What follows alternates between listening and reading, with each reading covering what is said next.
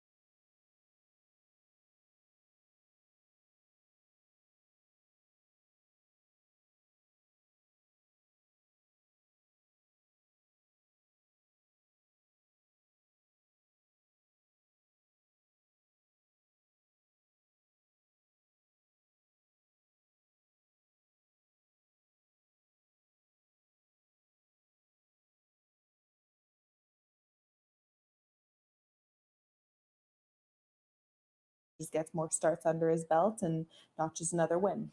And then race 5, 1-4, top pick, and be the 4 horse, The Shining. A winner 2 starts ago in that 15,000 claiming.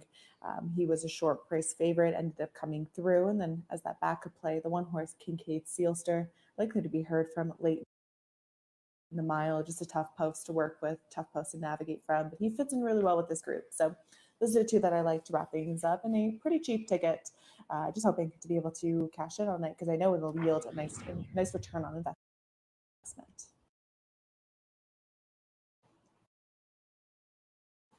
So this opener here, no winners of 13,500 last 5 and trying their luck versus easier. It's because a lot of them are struggling. Well, you could just see not too long ago, earlier in November, a runner-up finish in the preferred to Perfetto, and we've seen the run that he's been on in terms of notching so many wins in a row. And unfortunately, did have his preferred trotting streak broken in that most recent edition. But with that being said, could not have looked better late in the season. So all wrapped up, meeting an overall easier field, I think is going to be the recipe for success. Of course, we know Filion knows him so well, gets to take another drop down in class. I think it's a fantastic spot for him, and I'm willing to single him here, hoping he takes advantage of the opportunity.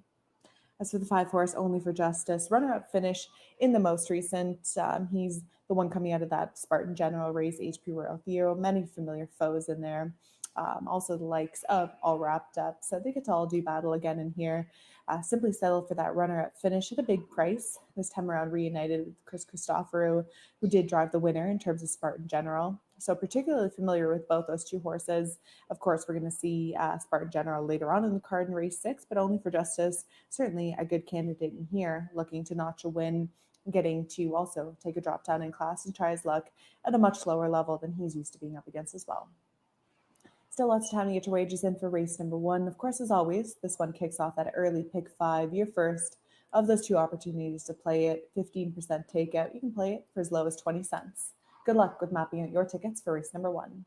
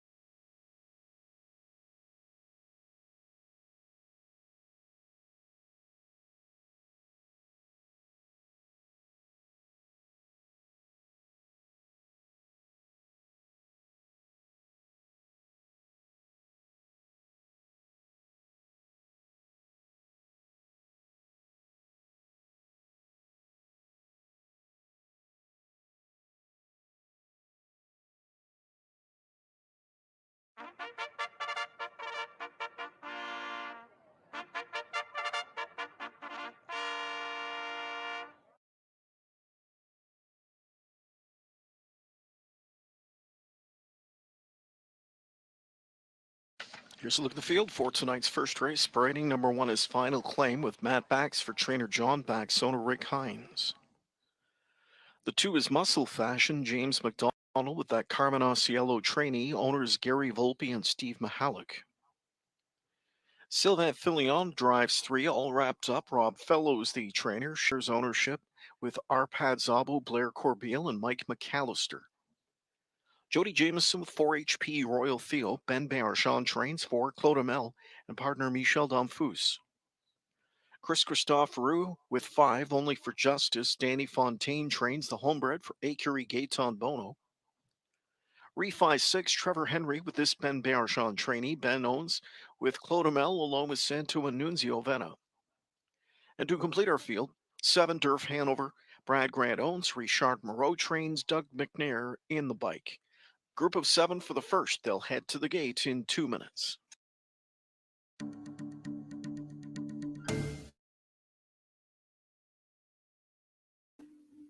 Pues yo en esta carrera me gusta el 5, pues para un precio que puedes usar para tus exactas y trifectas, me gusta el número 6 a un precio.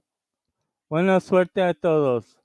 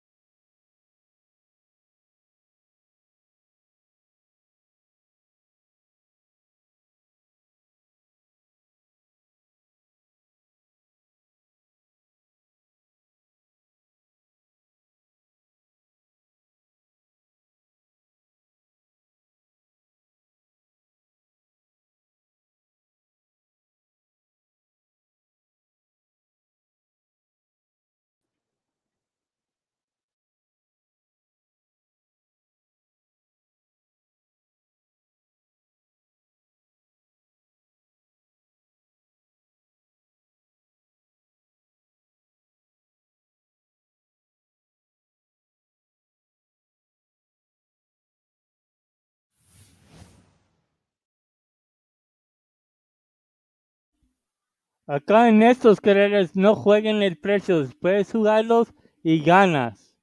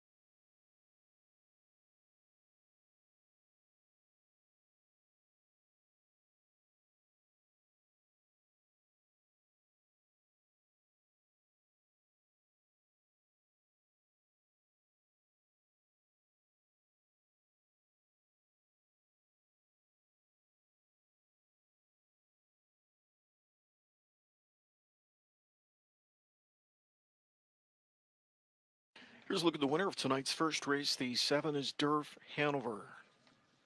Durf Hanover driven to victory by Doug McNair for trainer Richard Murrow and owner Brad Grant. This is an 8-year-old Cantab Hall gelding out of the Lindy Lane mare Drink and Drive. 4 times the winner from 34 starts last season. 2022 debut, a sharp one for Durf Hanover, recording his 18th lifetime victory, trotting a mile 155 and 3. Second was 2 Muscle Fashion, third 5 only for Justice, fourth was 3, all wrapped up.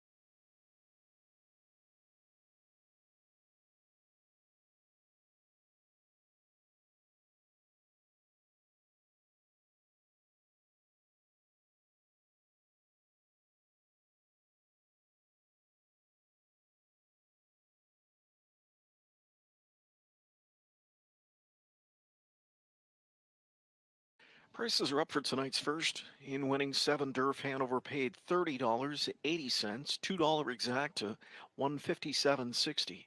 The dollar trifecta $394.55. The $1 superfecta paid $1,505.10. Pick 5 pool tonight topped $156,000, of which we've got over $6,500 in live money remaining after Durf Hanover's 14-1 upset in the opener. We'll travel on. Race 2 is next. We're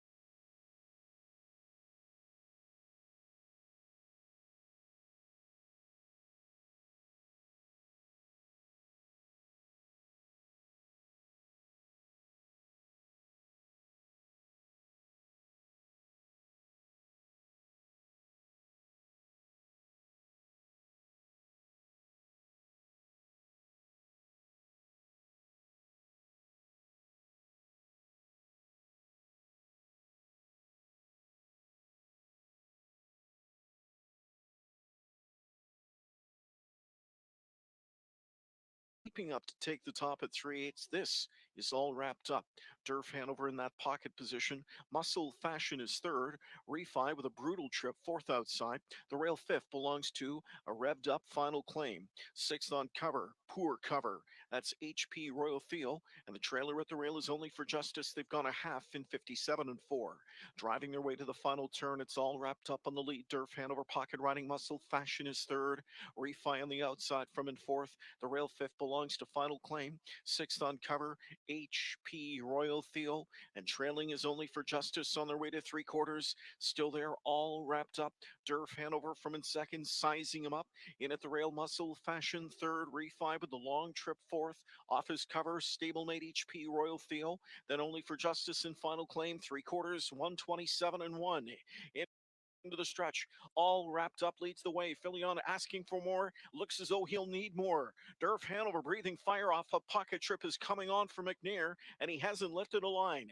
It's Durf Hanover to strike the front now, and he draws out to a 2-length lead. Late speed from Muscle Fashion and from Only for Justice. It's Durf Hanover holding on. Durf Hanover wins. Muscle Fashion, then Only for Justice, and all wrapped up in 155 and 3.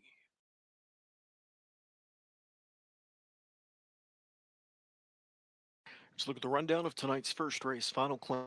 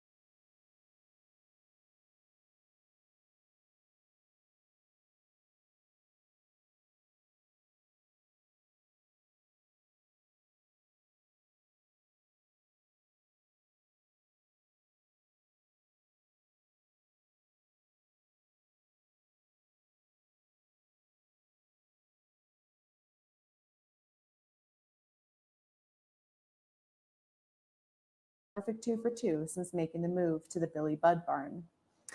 He looked really impressive in those two most recent outings, 27 and 4 for that final quarter, was able to control both those races on the 4th and then most recently the 18th, showed off that speed, and what is most important has just been able to mind his manner. So really excited and really happy to see what Billy has done with this horse in terms of keeping him on his gait, because he's just looked really good. He's looked to be shedding a lot of time off the starts. He's just looked to be a new type of gelding, new type of horse in general since making that move here. And of course, that change of scenery has done him, I'd say, wonders, and I think is only going to get sharper now, getting more starts racing on that regular rotation.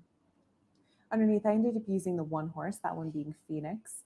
Comes in riding that 2-race winning streak, tried his luck in the pop-up event, was able and fortunate enough to qualify based on the classifications in order to get in there, and looked good in a lot of those outings.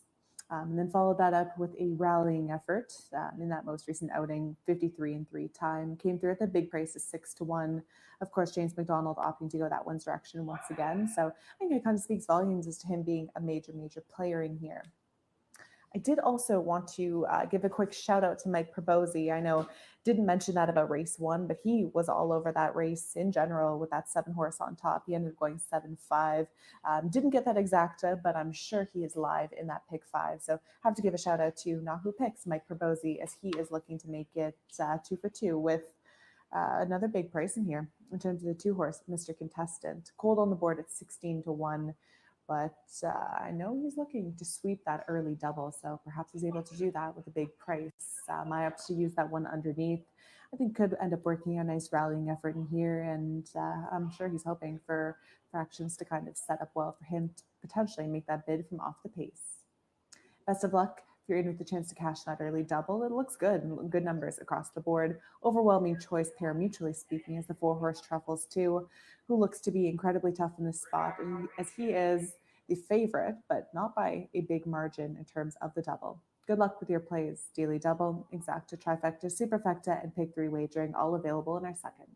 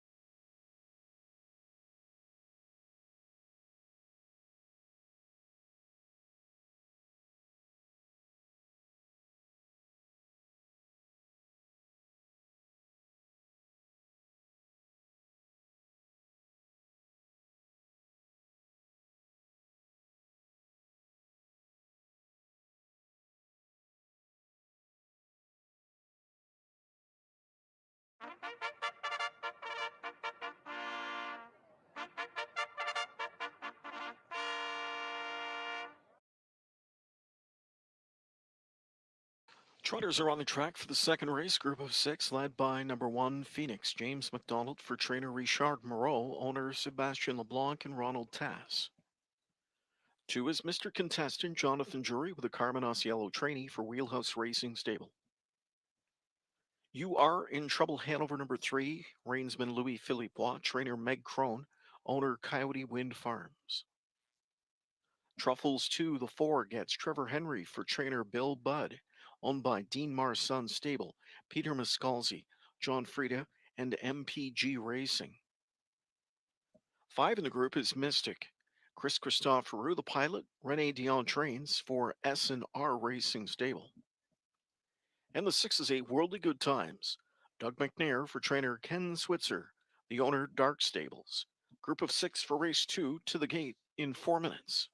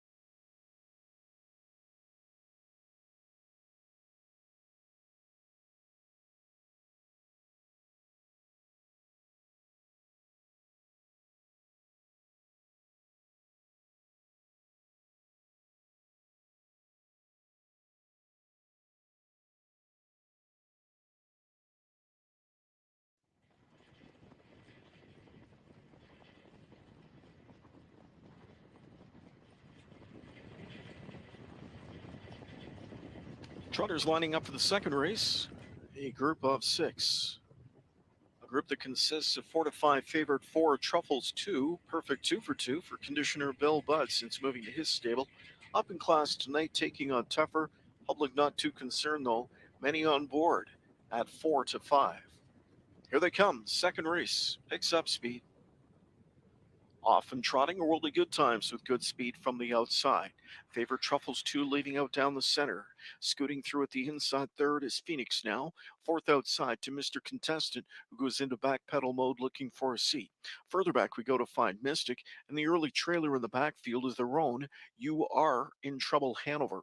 Driving over to the quarter marker, Henry wasting no time, putting that even money favorite Truffles 2 on point, and Truffles 2 with that tactical speed rush to the front, hangs up a quarter of 28 and 1. A world of good times will work out a beautiful trip. A gap of 4 lengths back. Phoenix is third. Fourth inside to Mr. Contestant. Mystic is the fifth one. You Are in Trouble Hanover sixth. And there's 3/8. So they continue to chase Truffles 2, who dictates the terms of the tempo in the second quarter. A world of good times is second. Closing up the gap is Phoenix third now. Then Mr. Contestant, Mystic, and You Are in Trouble Hanover's trailing. Now the midway point speed. Truffles 2 got them there 57 and 2. Second panel 29 and 1. Into the final turn goes Truffles 2. Truffles 2 on top just over a length. A world of good times is right there in the pockets, shadowing the leader with 3/8 of a mile to go. Phoenix stayed in from third. Mr. Contestant plugs pulled right line. It's go time for that one fourth. Fifth on cover Mystic. You Are in Trouble Hanover would need to sweep them, and a good 6 lengths away from the leader with just over a quarter of a mile of racetrack to cover. A world of good times fished out of the pocket spot now as McNair says go. Truffles 2 to 3/4 in 126 and 2. 29-second speed there. Truffles 2 is under attack. Here's a worldly good times trying to turn a 2-hole trip into a second race upset. Third behind horses. Miss is Phoenix looking for racetrack. Mr. Contestant and You Are in Trouble Hanover. Deep stretch. Truffles 2 put to a drive late. Here's Mr. Contestant surging. Mr. Contestant got to Truffles 2. In between horses, in third was Phoenix, who was traffic troubled in 155.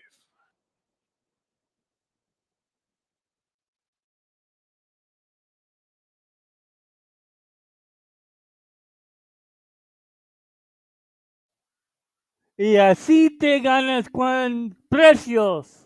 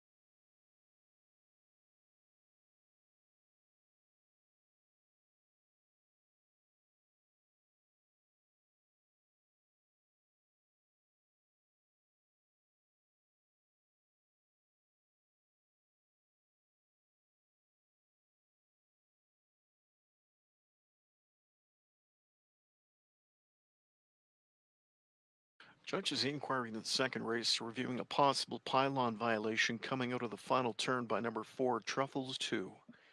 There's your top 4, 2, 4, 1, 3. Inquiry in progress.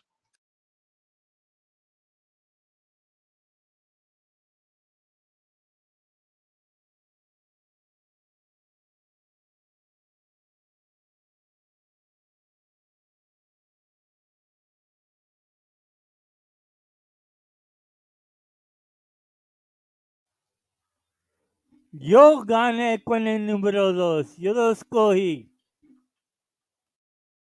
Once again, the judges review the stretch drive of tonight's second race. Four Truffles 2, It's subject of this inquiry.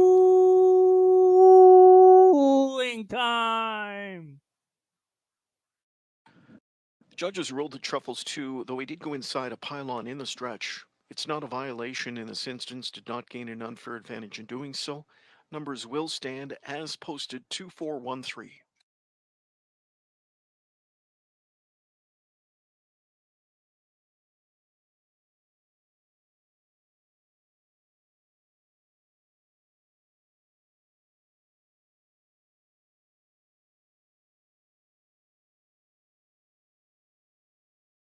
Let's look at the winner of tonight's second race. Number 2, Mr. Contestant, 7-year-old winning Mr. Gelding out of the Star Challenge Mare Lovely Challenge. Tape footage of him getting his picture taken for the owner Wheelhouse Racing Stable of Cambridge, Carmen Osceola, the trainer, and the winning driver, Jonathan Drury. 6 wins from 32 assignments last year for the Gelding. He's a 22-time winner to date, winning tonight in 155.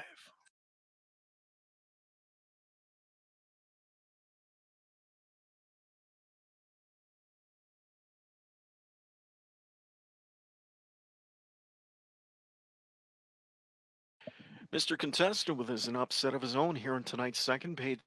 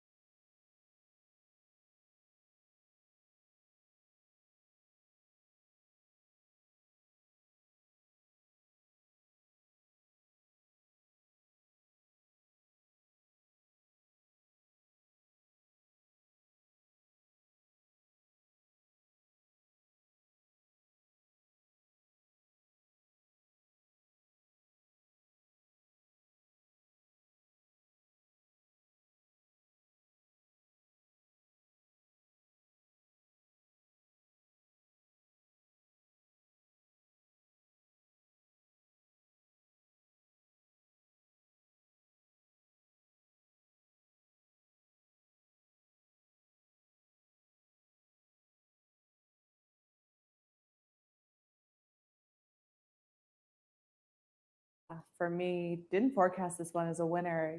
Did look a little bit closer into him, knowing the weekend that Carmen Osiello had as a trainer. Of course, just a fantastic Saturday night for him, and just continues to keep the ball rolling with Mr. Contestant, who was much improved in his most recent few outings. This time around, able to try his luck versus a much tougher group than he's been up against, and good to go in there. So, have to again give a huge shout out to Mike Perbosi, giving out that cold daily double. Nice handicapping. He's on to the 2 in here, so he's looking to sweep that early pick 3, and I'm sure he's playing along. I have to look at the way he mapped out his pick 5 ticket because fingers crossed with only $54 and change in live money. Moving on. Let's get into race number 3 here. This one, of course, wraps up the early pick 3. Scheduled to be a full field, scratched down to a field of 9, as we do have a scratch of the 7 horse in here in terms of sports teller. Was going to be a big price in here, but nonetheless, one less rival to worry about. And we've had 2 of them rotating favoritism. The 2 horse Born a Rebel was just the favorite. He is the favorite in the multi-leg for the pick 3. That one comes in off of a runner-up finish in the most recent. Took a lot of support and ended up finishing second best in there in that non-winners of 1 contest. I think it was a much improved outing for him, and most importantly, he was able to mind his manners. I think he's likely to show off that speed again, and I think that could be to his advantage in here for sure. That's Mike Perbosi in Gardner Barnsdale's top pick. I'm opting to use in the top 3. Robert Reed with his play of the night is going to be the 6 Sumax Angel. He mentions how this one missed a few weeks since the 5th place outing versus a decent group on the 13th. He mentions the winner on that day being PL Octavius. We'll see that one a little bit later on in the card. He mentions this one's been no less than second in 3 outings prior to his last. He thinks he's going to bounce back with a bigger effort in here today. He was the big question mark for me. Don't necessarily know what to make of him and didn't know what type of support he'd be taking. Taking some steady money here at 5 to 1. A winner at Flamborough Downs on December the 1st, and looks good in that outing. Able to capitalize off of a nice trip, able to kick home pretty well and won out of that rail draw this time around. Dead center of the gate, I think, could really work to his advantage in here. And again, I think there is not much that separates this group as a whole, and just kind of looking for some type of value. I ended up going the direction of the 4 horse Azure Beach, 4th place outing in the most recent, and I think most importantly is kind of been taking those steps forward in the right direction. Some of those qualifiers early on kind of left a lot to be desired. Tried his luck in the Prospect Series at Grand River, then Hanover, well beaten in both of those outings, but I think he kind of has turned maybe a little bit of a table since that qualifier in 2 minutes and 2 on December the 17th. I thought put forth a good outing in the most recent. Was a big price, but definitely outraced those odds. And I think he's up against a similar type of group. And I think if he can take another big step forward in the right direction, then in a very wide open group, I think going price shopping is, well, definitely the angle that I'm going to be taking. And I think at 6 to 5 or 5 to 2, I think there are just others that offer a lot of value, especially if you do view this race as pretty wide open, as I do, certainly in this third. In terms of wagers available across the board, we got the daily double, exacta, trifecta, superfecta, and pick 3 wagering as they're heading out onto the track for the third. The pick 3 will pay choice by a considerable margin is the 2 horse Born a Rebel, and the daily double choice is going to be the 5 horse Sports Secret, who's currently your 6 to 5 favorite. Good luck with all of your plays.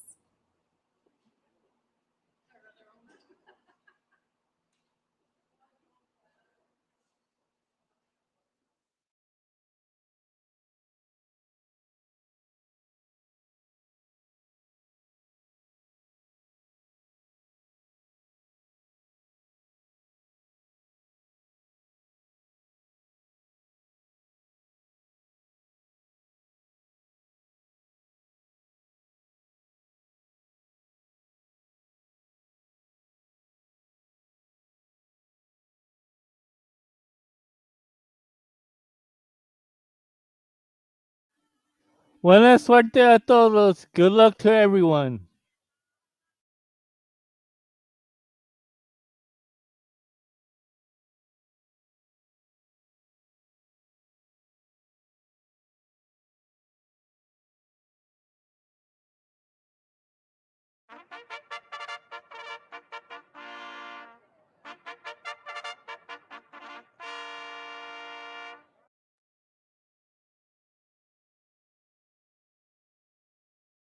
Horses are on the track for tonight's third, introducing the 1 David's Ideal, Michael Whalen, for trainer Walter Whalen, owner Christopher Nickel.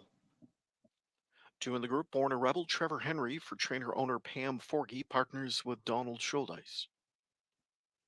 Phil Houdon, training, driving, number 3, Better Than Pride, the owner Fred Niclerio. Number 4 in the group is Azure Beach with Sylvain Filion for trainer-owner Patrick Dillon, partners with Patty Hoskin. Doug McNair with 5, Sports Secret. Greg McNair co-owns and trains. Partners are Frank Brundle, Jeffrey Skinner, and Ross Holmes. Here's 6, Sumax Angel. Paul McKenzie, training and driving for owner breeder Sue McKenzie. Scratch the 7. This is 8, Machalco. Louis Philippois for trainer owner Louis Eftimiadis, partners with Matthew Hardy Eftimiadis. This is 9, Moonwatcher. Dan Meegans co-owns, trains, does the driving, partners with Jan Van Nest and Philip Caetano. And to complete our field, the 10-horse Belichick. Anthony Hahn for trainer James Friday Dean. The owner is Brian Doyle. Third race going to the gate in 3 minutes.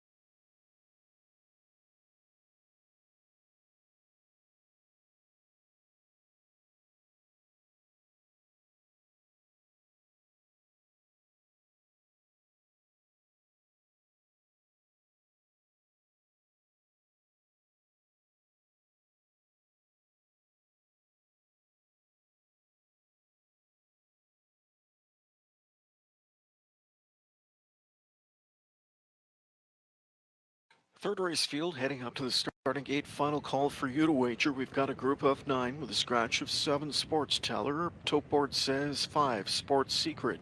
Getting a lot of attention. Sports writer Colt makes his pari-mutuel debut off a decent-looking qualifying effort. Punched home in 28-1. Wasn't asked to do much early in the mile, but nice back half numbers for that Colt in his first appearance with a charted line. See what he does here tonight. 2 Born a Rebel, now the favorite at 9-5. Off stride 3, Better Than Pride made a break. Often pacing. Third from Mohawk Park is underway, and it will be Born a Rebel to shoot to the front. Born a Rebel takes charge. Second away from the rail came David's Ideal. Center of the racetrack is Sumax Angel, dropped in from in third. Outside speed, Machalco opts to drive on from in fourth at 43-1. Off the speed from back in fifth as they make their way to the quarter. There is Azure Beach. Then it is Sports Secret off the speed back there sixth. Seventh to Belichick. Eighth inside the gate capping Moonwatcher, and after the break far back, Better Than Pride. So the opening quarter in 29-2, Born a Rebel is going to allow Machalco to sweep on by. So Machalco was parked out for almost 3/8 of a mile, clears to the front now, and comes under immediate pressure. Sports Secret is up and driving, and Sports Secret made a quick rush to the front in the second quarter, takes command from long shot Machalco. Born a Rebel suddenly back into third. To the outside, Sumax Angel first over, driving fourth. Picking up that cover, Azure Beach in fifth now. Sixth inside, there is David's Ideal. Halftime, 1 minute flat. To the final turn they go. Sumax Angel outside, Sports Secret inside, and they battle on the turn. Off stride from second over. Filion just lost. Azure Beach, who made a break. That will allow Born a Rebel to get off the rail from in fourth as he pops to the outside now. Speed quickens going to 3/4 after that cheap second quarter in 30-3. They race by 3/4 in 128-1. That was a 28-1 pickup of speed. Here comes Born a Rebel up into a 3-wide path up after his Sports Secret and Sumax Angel. Sports Secret at the rail. Outside Born a Rebel. Born a Rebel and Sports Secret. It's Sports Secret still there. Born a Rebel on the outside with a length to make up. Sports Secret digs in when called on to do so, and it is Sports Secret to win at first asking. Won it by just over a length. Second best was Born a Rebel. Sumax Angel was third. Belichick rallying fourth in 157.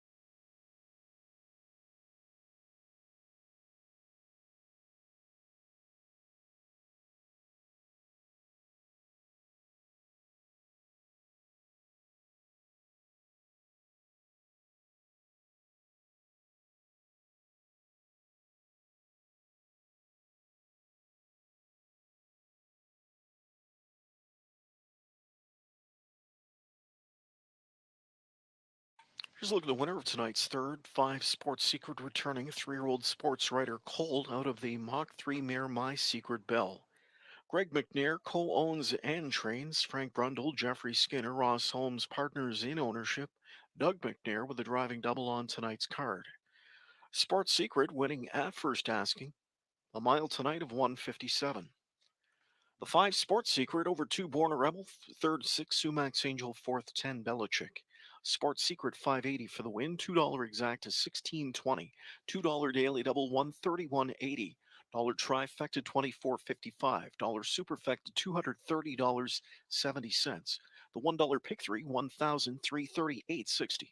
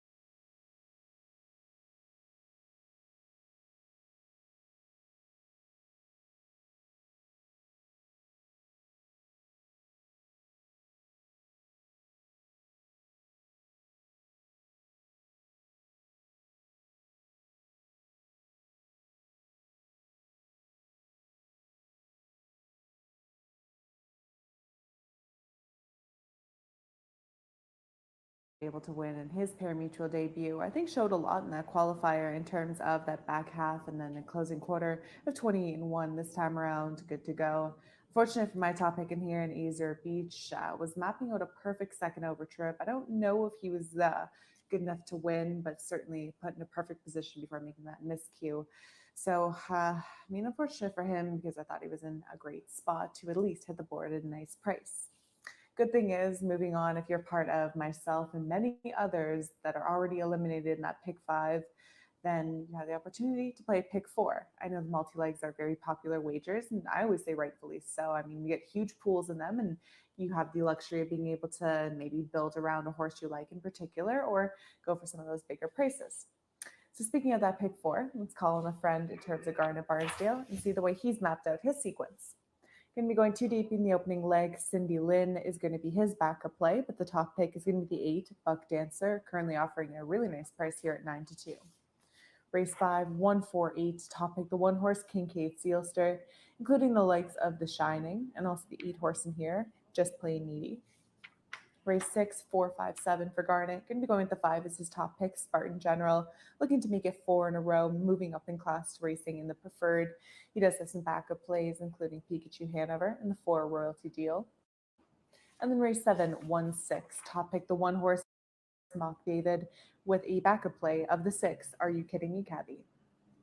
Let's get right into race number 4 here. 2 minutes to, well, I'd say probably 2 minutes till they head out onto the track. And of course, still lots of time to get your wagers in. Of course, this leg we mentioned kicks off that early pick 4 wager, and it's a good betting board. I've had a couple of them rotating favoritism, and anytime you're looking at a 7-2 favorite, you know you're in for a good race, at least in terms of likely the competitive nature, and at the very least, just having that 7-2 as the favorite, getting a lot of value betting that one if you do like his chances.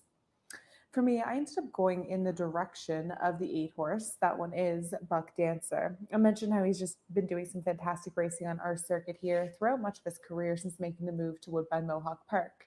Spent a lot of last year racing versus some preferred types in the Big M and just some quality horses there. Now gets to make the return here, and he's been doing great racing in the wintertime and has that particular, I'd say, affinity for our track. So wouldn't be surprised to see huge effort from him here. I think he just lost to a good one in terms of refi and just missed 3/4 or a length and a quarter beaten in that most recent outing. Settled for a good check in terms of picking up that 3rd place finish.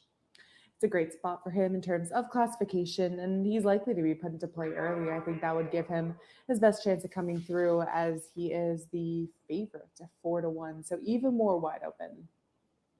Looking at some of the others in here, Cindy Lynn, the top pick of Robert Reed, Garner Barnsdale's spot play, or not spot play, backup play, I should say. This one ended up moving up in class substantially in that most recent outing and never really a factor in there. So now gets reclassified to try her luck at a level where she just won at 2 starts ago. Ended up showing off that early speed, controlling it from there at 18-1. This time around, much shorter of a price, but still a lot of value of 5-1 if you do like her chances. She was just in really, really tough in that most recent, no other way of putting it. And I do like that she is reunited with Sylvain Filion. Didn't make my top 4, but wouldn't be surprised to see a big effort from her there. They're heading out onto the track for race number 4. Good luck with all of your plays in our 4th. Along with that early pick 4, we got some daily double, exacta, trifecta, superfecta, and pick 3 wagering all available.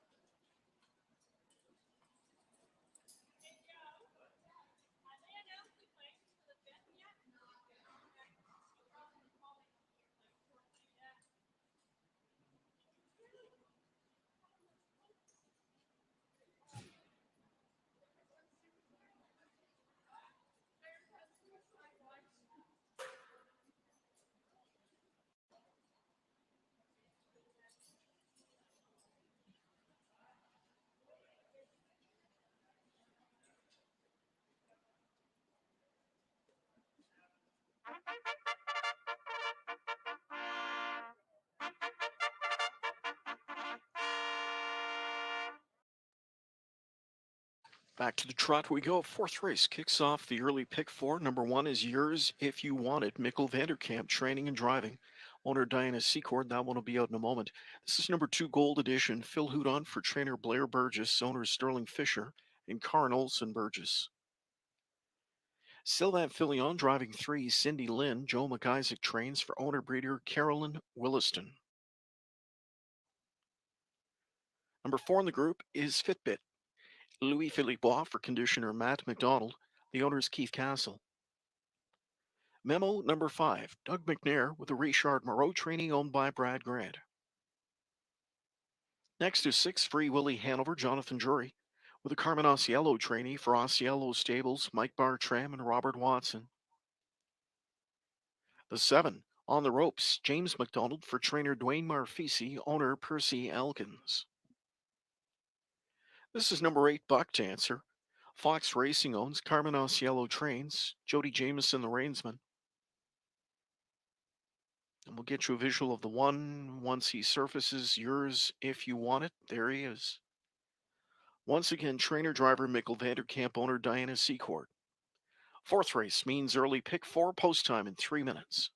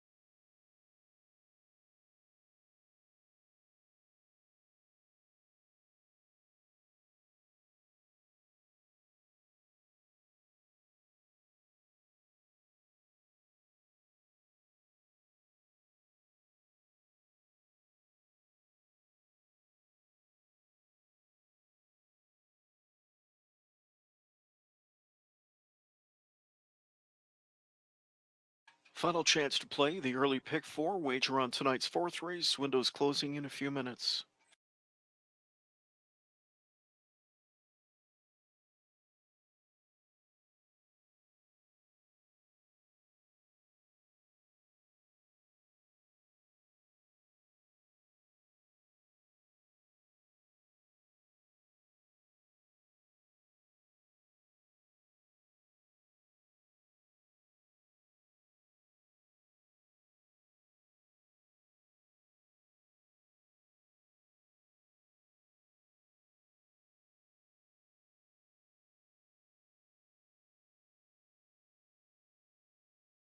So again, your final chance to play this early pick four. The starting gate is rolling. Trotters are moving up to it. For race four, we've got a field of 8.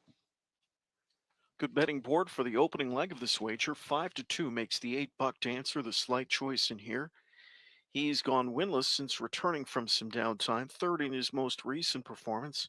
Jody Jameson aboard for trainer Carmen Osceola. Osceola already sending out a winner tonight.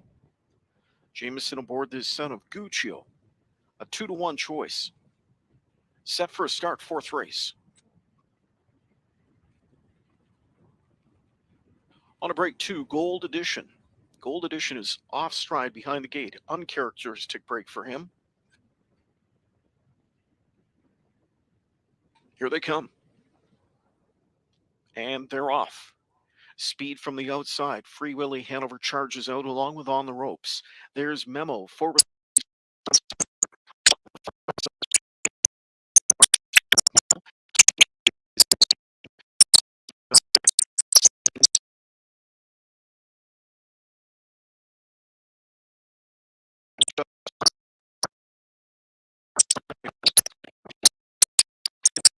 The others are at the quarter pole. On the Ropes is there in 27-1 to take charge. Parked out and driving comes Buck Dancer now. Third inside, Free Willy Hanover. Memo sits and waits from back and forth. Fifth inside to Cindy Lynn. A gap of 3 lengths back, Fitbit from sixth. Seventh now, Yours If You Want It. And far back is Gold Edition as they near the midway point. So Jameson is cleared. Buck Dancer leads. On the Ropes with a pocket pop coming right back around for the retake attempt. The midway point, it was reached in 56-1. And there's On the Ropes, the favorite to reclaim the position of command. Buck Dancer back to second now. Free Willy Hanover third. Memo to the outside, scrambles first up from in fourth.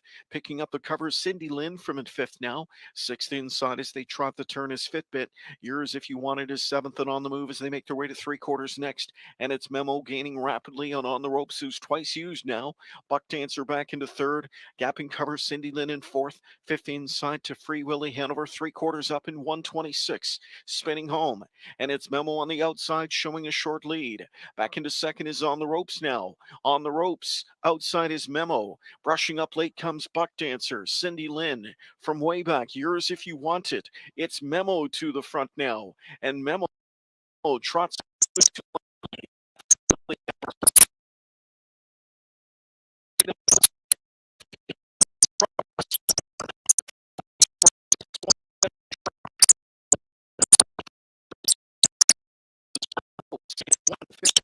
four.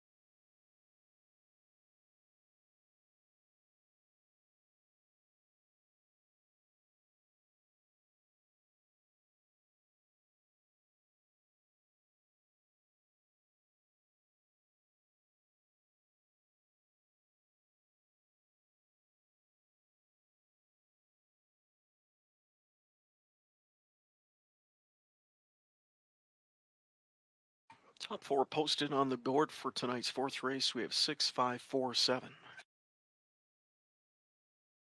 Returning to victory lane at 6, Free Willy Hanover. Free Willy Hanover, a 9-year-old son of credit winner out of the Dream Vacation mare Free Spirit. Owned by Robert Watson, Mike Bartram, and Osceola Stables. Training double for Carmen Osceola and a driving double for Jonathan Drury. Free Willy Hanover picking up career win 27, trotting a mile tonight of 1:55 and 4.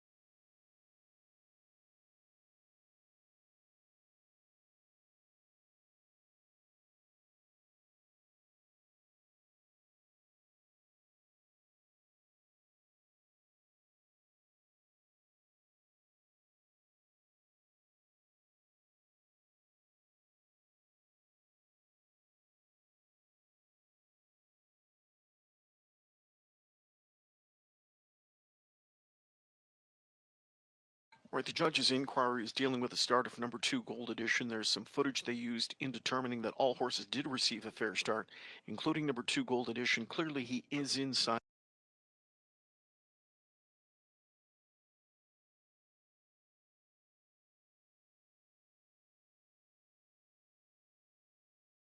that.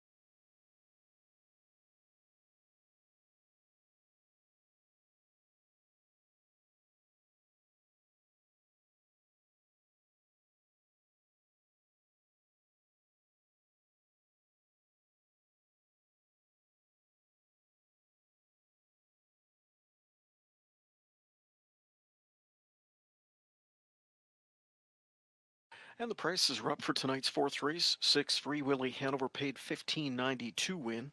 $2 exact to $76.70. $2 daily double $76.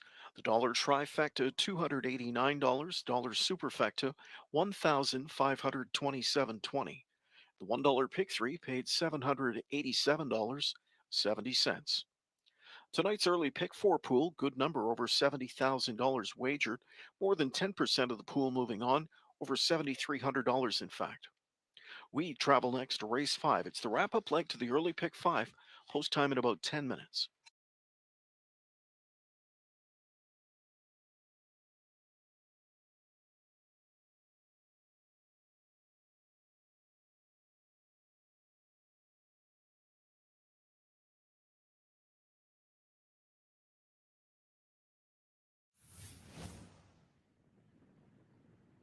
Here they come.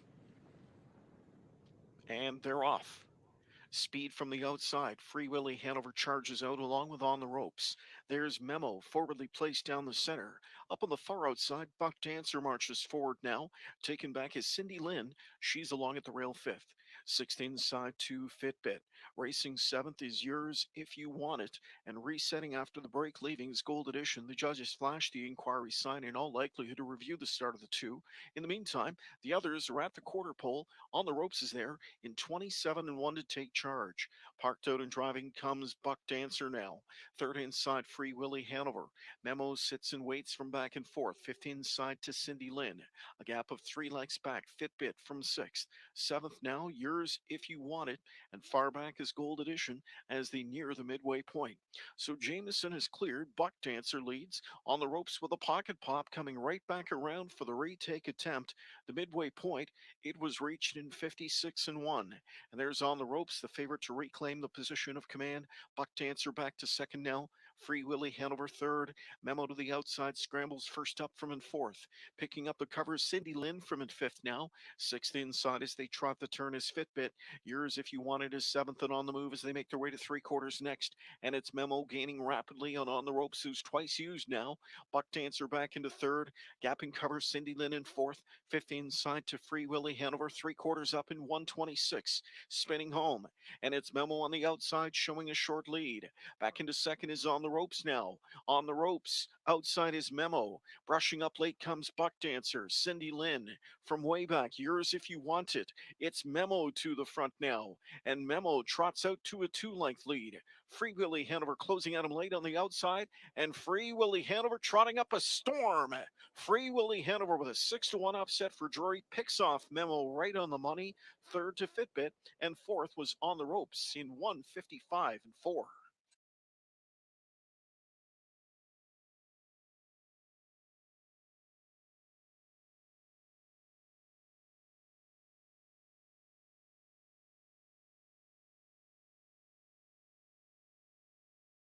Here's the rundown of that fourth race. Yours If You Wanted 6. Gold Edition was 8th. Cindy Lynn 7th. Fitbit 3rd. Memo 2nd. Free Willy Hanover, your race winner on the ropes, was 4th. And Buck Dancer finished 5th. We move on. Race 5 next. Post time is 6 minutes away. We'll scratch number 10, Melody Maker, from the 5th race, sick.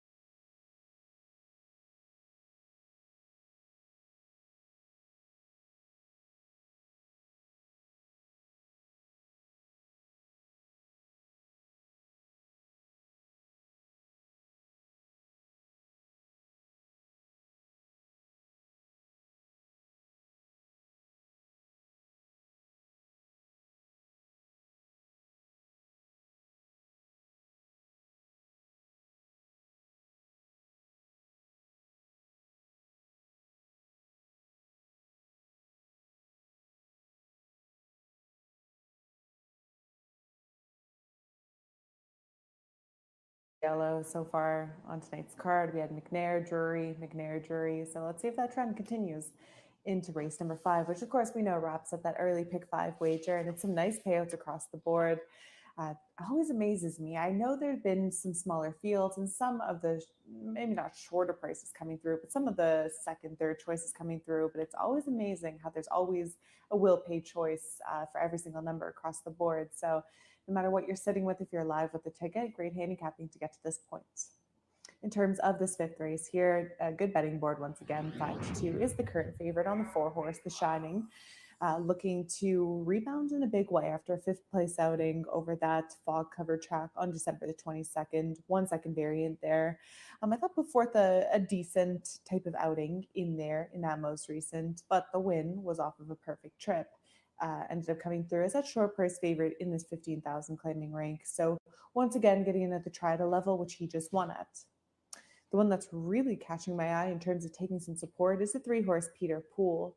Louis Waugh going to be taking over the driving duties for the first time. This horse has done a lot of racing here and then tried his luck at Rita Carlton for one outing. That was a win for him and made the move back here. Now he's been racing on a level similar to this one, just a tough trip, so extremely difficult to gauge his chances on that December the 20th outing based on what we saw out of there. Just a tough trip, much of it spent on the outside and ultimately ended up being well beaten there.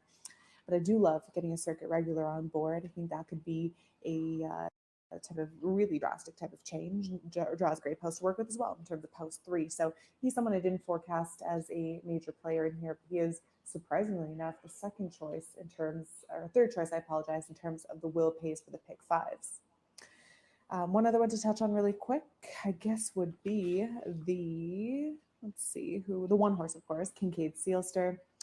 4th place outing in the most recent beaten only a length, draws inside as opposed to extreme outside. Maybe likely to see more tactics. Usually we see speed out of him. He's rallied pretty well when spotting the field a few lengths early on, but with that rail draw, it makes it a little bit more difficult. I would presume he's likely to kind of float away from the gate and maybe work out a second over trip. I think that would give him his best chance at coming through as that 5-2 second choice.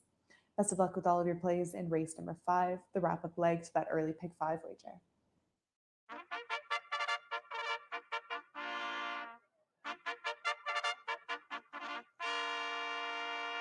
Horses are on the track. It's race 5. The one is Kincaid Sealster, Jody Jameson for trainer owner Jared Bothwell.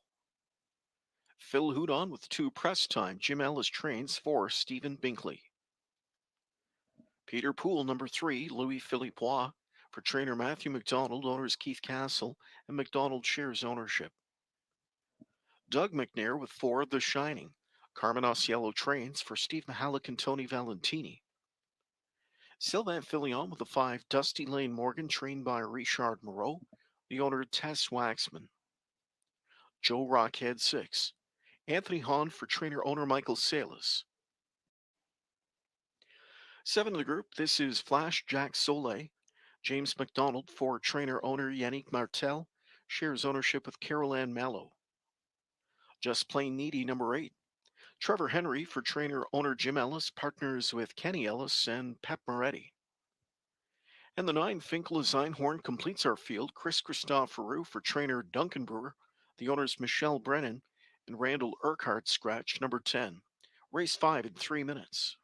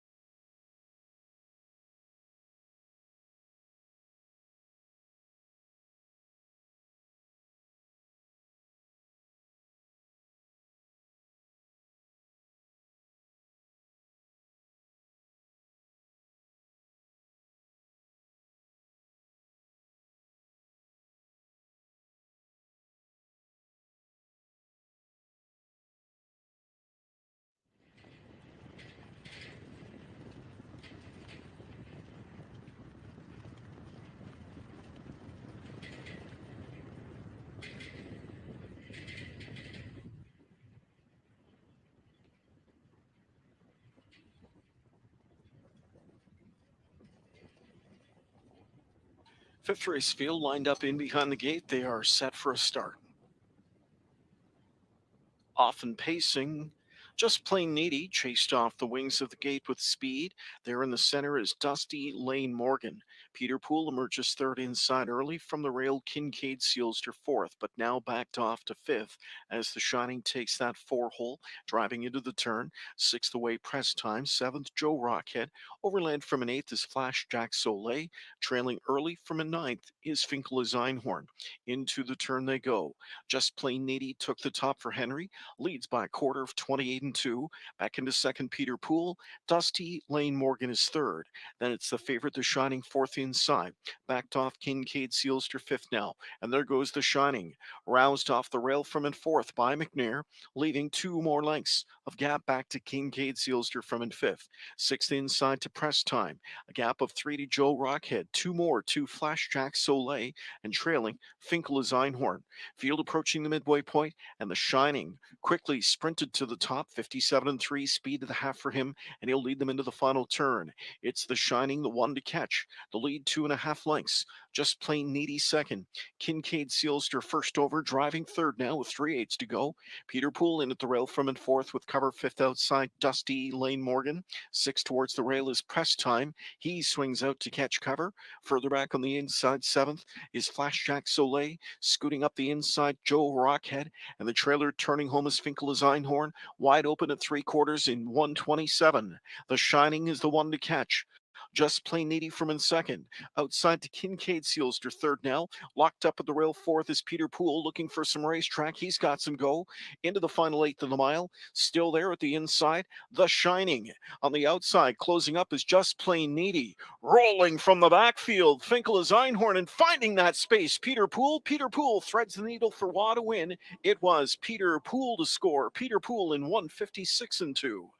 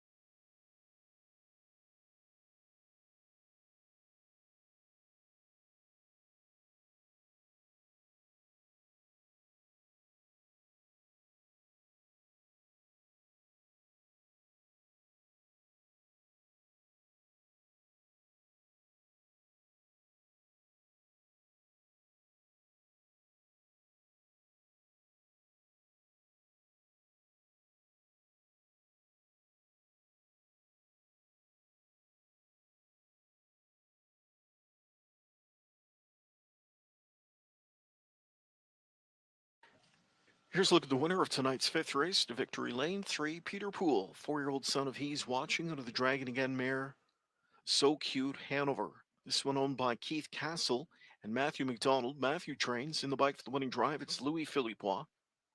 Peter Poole's third career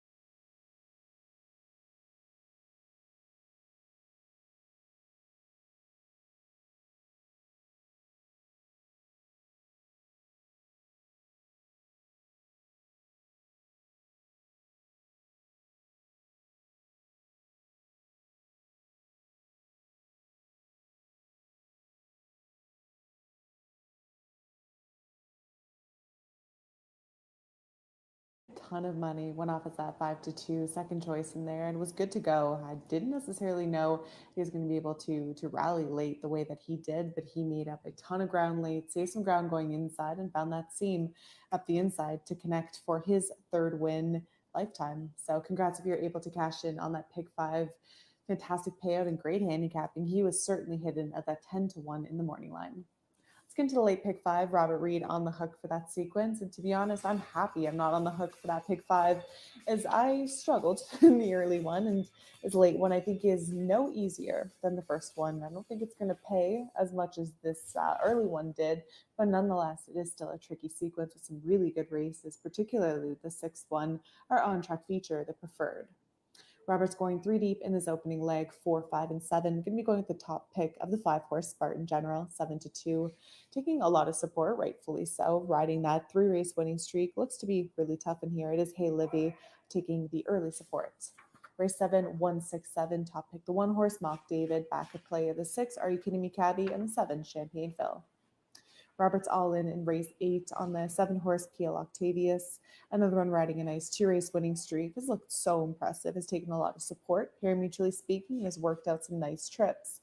4 for 7 throughout his career. Race 9, 2-4. This one for 4-year-olds and younger, no worries of 2 races. Bottle Rocket, excited to see him making his second start here. And also the 4-horse, She's Watching Me, Robert's top pick. We loaded up in our finale, the Jackpot High 5 race, 4, 5, 7, 9. Top pick the 4-horse PL Jackson, but some backup plays and nice prices.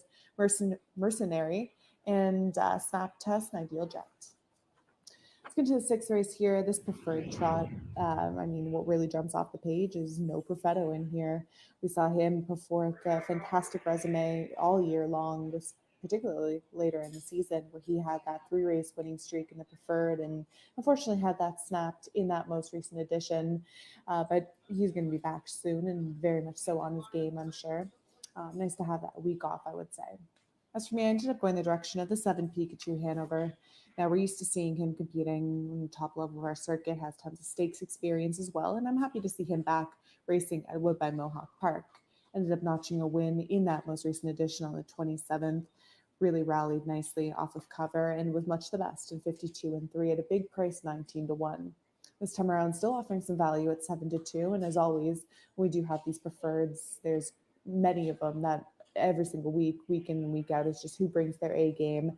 That's really what it is ultimately, because there is no surprises in terms of who can come through and who can win here. We've seen most of them in here notching those wins in the preferred and have those to their resume. So I think it's completely wide open. Just going with a little bit of value in here with Pikachu Hanover. Good luck with all of your plays in race 6 to kick off that late pick 5.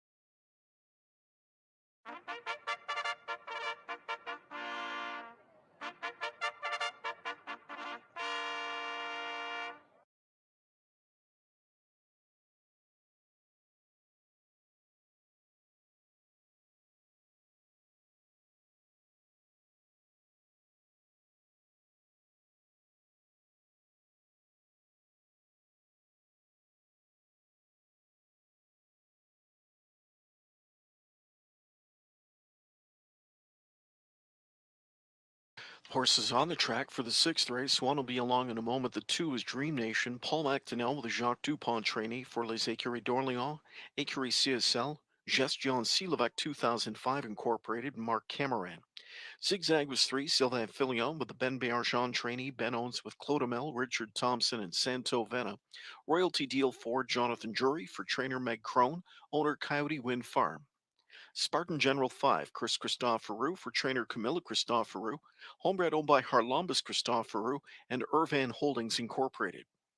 The 6, White Tiger, James McDonald for trainer Jason McGuinness, owned by the stable White Tiger Group. Pikachu Hanover 7, with Doug McNair to pilot, that Greg McNair trainee for High Stakes stable. And out as the final participant in tonight's 6th race preferred trot will be number 1, Hey Livy. Trevor Henry owns and drives. Jeff Gillis owns and trains. Their partners, Blue Chip Bloodstock and Ellen Ott. It's the 6th race to kick off the late pick 5, post time in 3 minutes.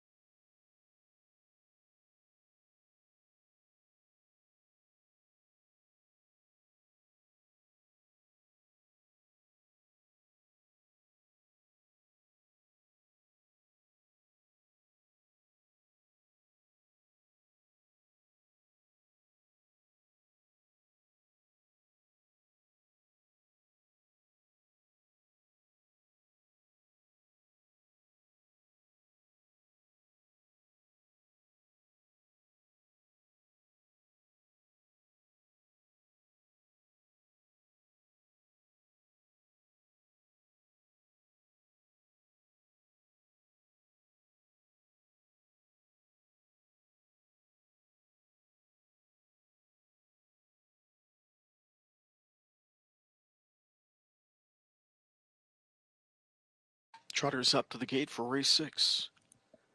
It's the preferred class, group of 7 assemble. 2-1 on number 5, Spartan General, the hot horse coming in, 3 consecutive victories, none of which have come at the elite level.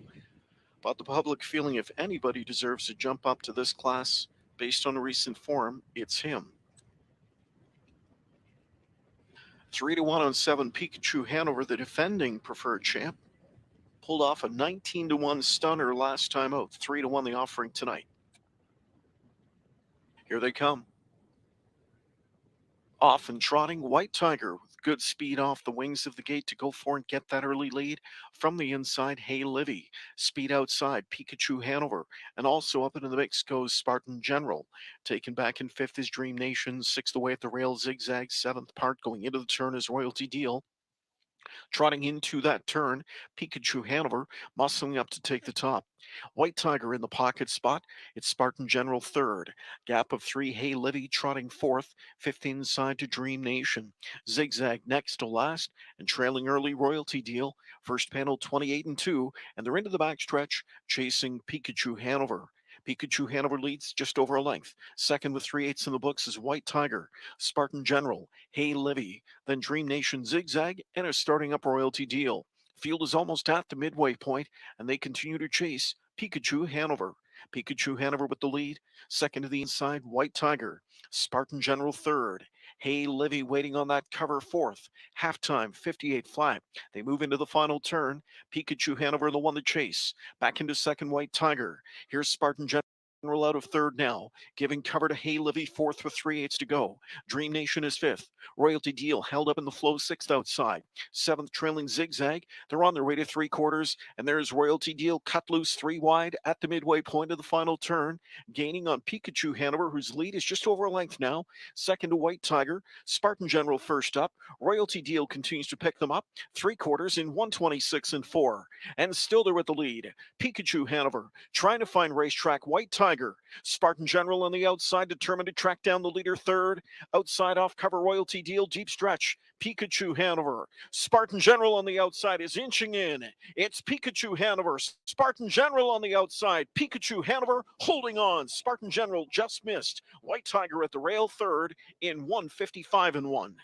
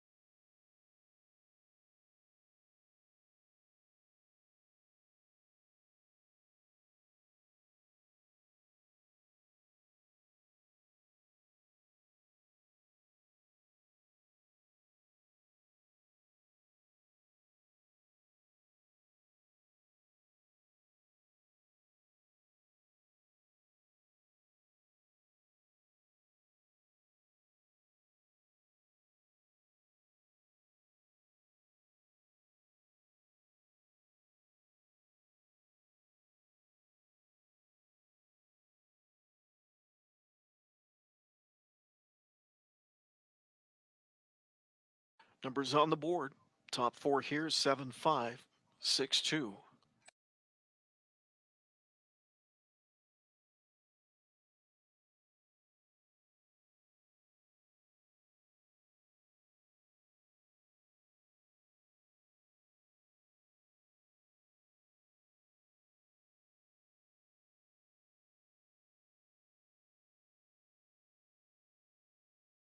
Here's the winner of tonight's 6th race. Back for second, helping in the winner's circle in the preferred ranks, the 7 Pikachu Hanover.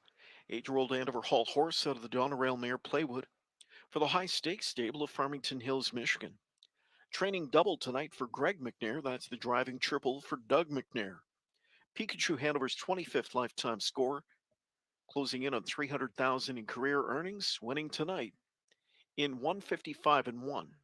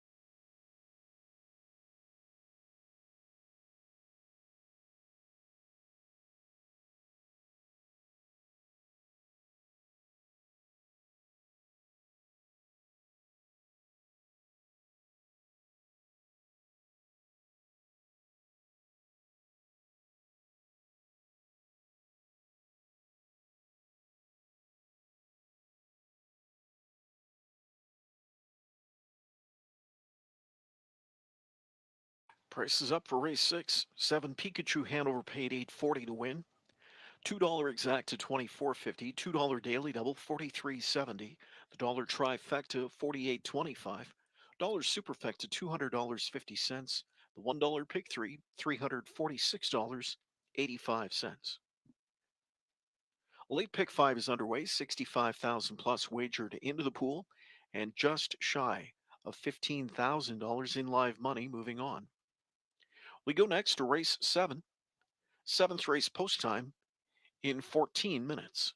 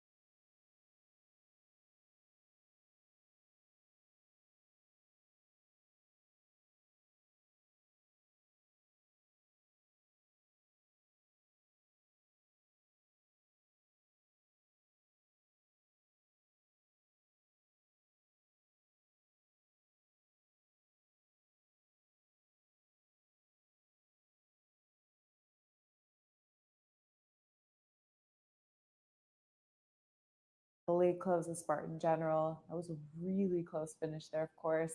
But of course it was. Pikachu Hanover able to win in that photo.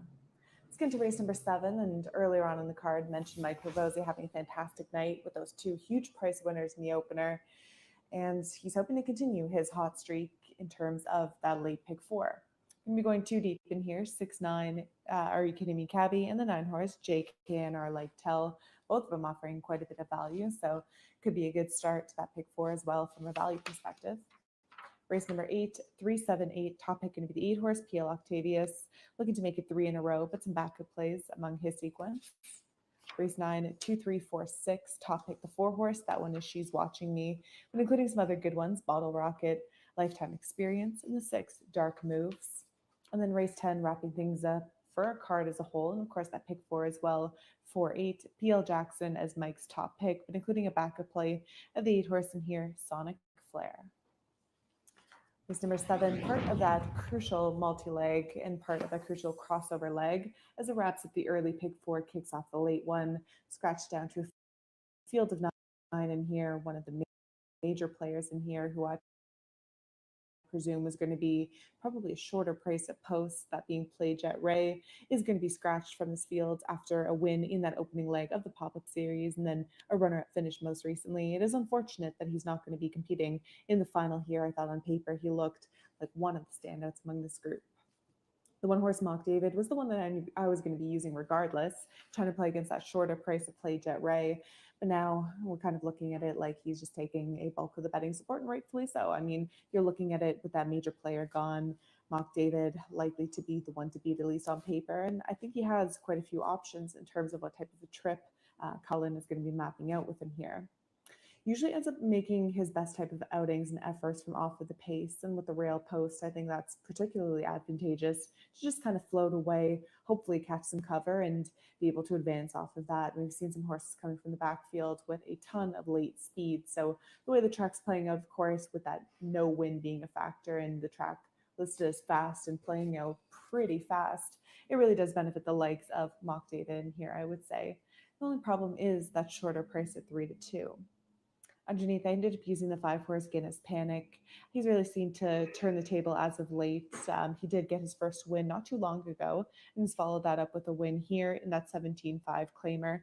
And then most recently in that opening leg of the pop-up series. He's racing as good as any, draws a fantastic post to work with in terms of post 5 and is likely to be one of the main speed threats in here, if not one of the lone speeds in here with the 6 Are You Kidding Me, Cabby. So I think he's really going to benefit from being able to get to the front end, control it from there. And I think he hangs around for a big piece. Pretty formful for the top 2, I should say, at least for me. The 10 horse Capitano Italiano, the one that I used to slot out that superfecta wager, a winner in that most recent second leg of the pop-up series, capitalized off of a very nice trip, took a ton of late support. I know he wasn't one of the favorites in terms of the program page in the morning line, but he paced his back half at a really nice time, final quarter 27-2.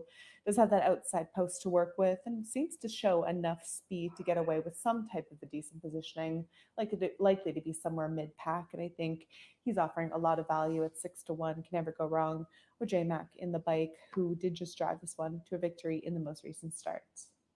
Best of luck with your plays in race number 7. Part of all those multi-legs, the double, pick 3 and pick 4 will pay choice is the 6 Are You Kidding Me, Cabby. He's 4-1, but looking at those will pays likely tells us that he's going to be a lot lower come post time. Good luck with all of your plays.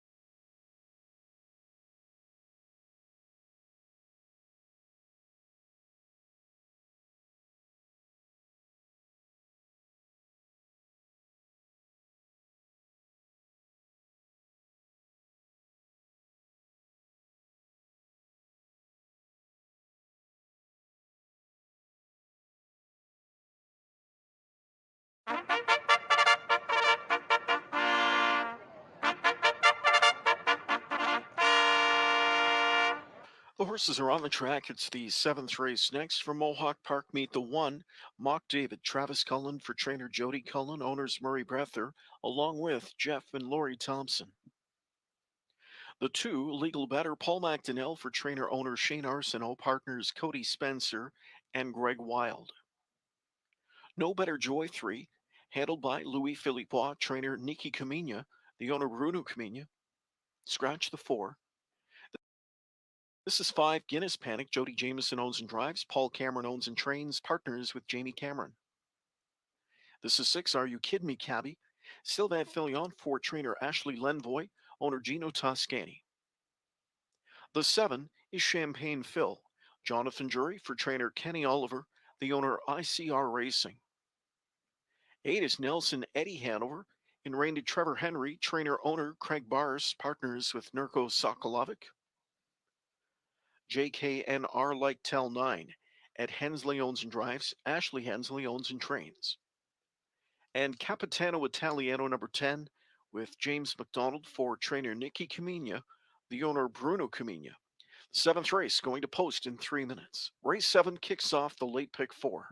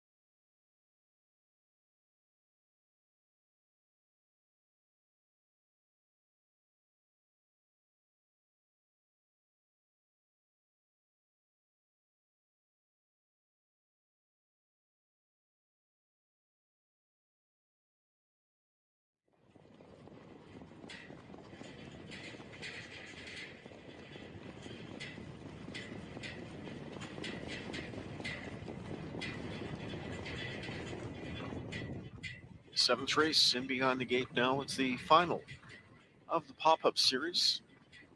Down to a field of 9 with a scratch of 4. Play Jet Ray. Public on board with number 1 Mock David, the 9 to 5 choice. It's post time. They're off and pacing, firing out down the center. Guinness Panic alongside Drive Champagne Phil. From the far outside, Capitano Italiano drives. Are You Kid Me Cabby slides in fourth. Then it's back to No Better Joy, fifth inside. There's the favorite Mock David sixth. Gap of 2 lengths back to Legal Better from in seventh, driving into the turn. Coming away next to last is Nelson Eddie Hanover, the early trailer JKNR Lightel. So they zip through a quarter of 27 and 3. Champagne Phil takes them to the backstretch. Champagne Phil up front. Second to Guinness Panic. Capitano Italiano with Are You Kid Me Cabby, tracked by No Better Joy. 2 more lengths back inside to Mock David. Gap of 3 to Legal Better. Nelson Eddie Hanover getting underway next to last. And JKNR Lightel trails. Field approaching the midway point, and Drury swings away on Champagne Phil as the veteran is pretty full of himself through 56 and 2 first half speed. Tracking in the pocket spot is Guinness Panic. Capitano Italiano stayed in third. Here comes Are You Kid Me Cabby underway out of fourth. That'll give cover to No Better Joy fifth. Sixth up on the outside, still gapping cover though is Mock David. He's 3 lengths from the full in front of him as they make their way to three quarters, chasing Champagne Phil, who's upset minded. Champagne Phil on that lead. Guinness Panic is second.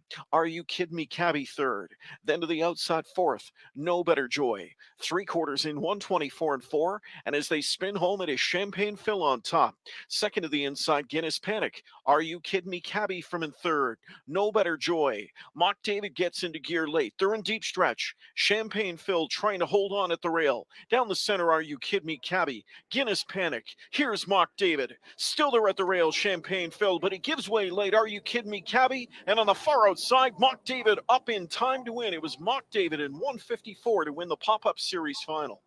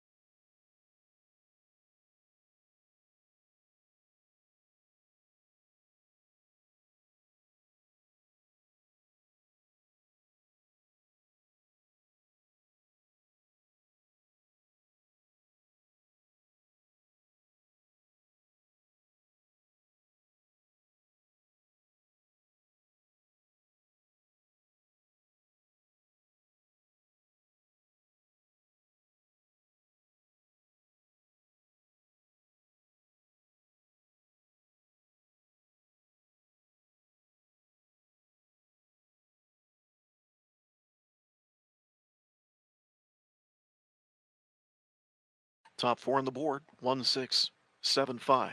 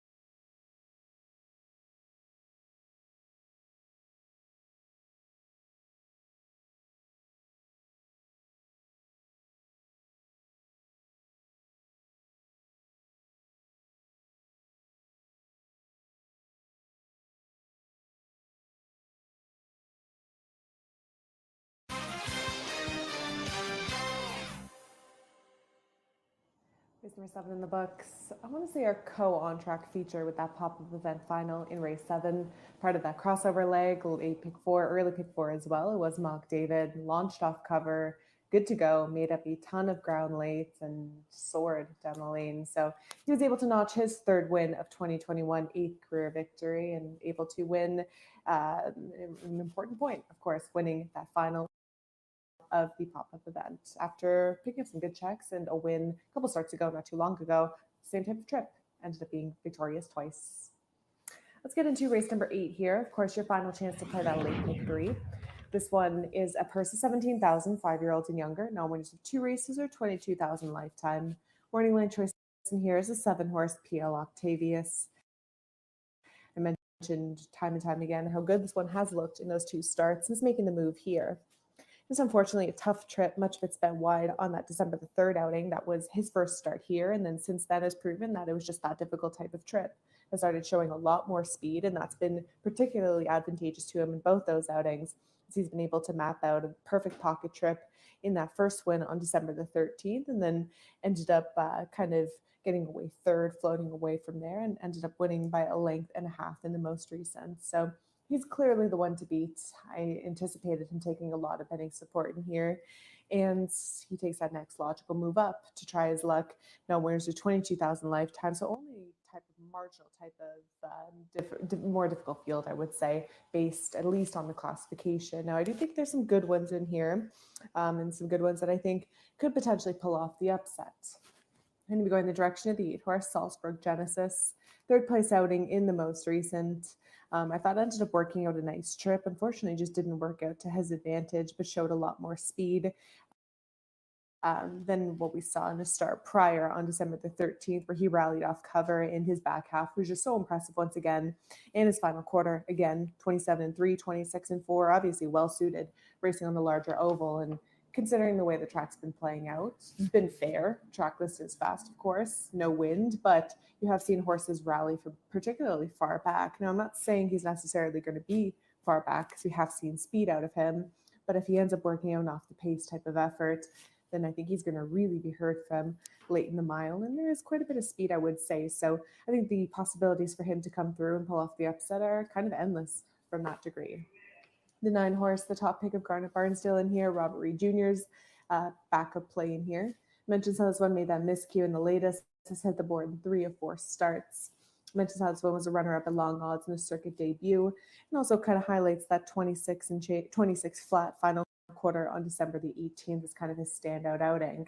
Most recently made that miscue, ended up showing off that speed. It was just a costly one, and unfortunately has been something that's kind of been hindering him. So hoping he's able to keep it together and be able to stay pacing, because he's another one in here. I think if you are looking to play against that 6-5 price, definitely offers a lot of value, and I'd say kind of inflated because of PL Octavius in here. The 3-horse, What a Way to Go, just a common denominator and common number throughout our handicappers, all of us using in the top 4. Runner-up finish in the most recent, second best to PL Octavius, made that pocket pop and ended up getting to the front end, controlling it from there, and put forth a solid effort. Unfortunately, did end up losing to a good one in there and ended up tiring late. Now, he's another one in here that can pace home in 26 and change. So I think wherever he's positioned, he's also in with a great shot. 5-1, another one just kind of looking for that value if you do like to play against that shorter price in here in the 7. Best of luck with all of your plays in race number 8. Late pick 3, as I mentioned, as you do have 10 on tap, so your final chance for that wager. Along with that, for those multi-legs, Daily Double is the other one, and then Exacta, Trifecta, and Superfecta wagering, all available with about, I'd say, about 5 minutes to post. Of course, still have to parade here.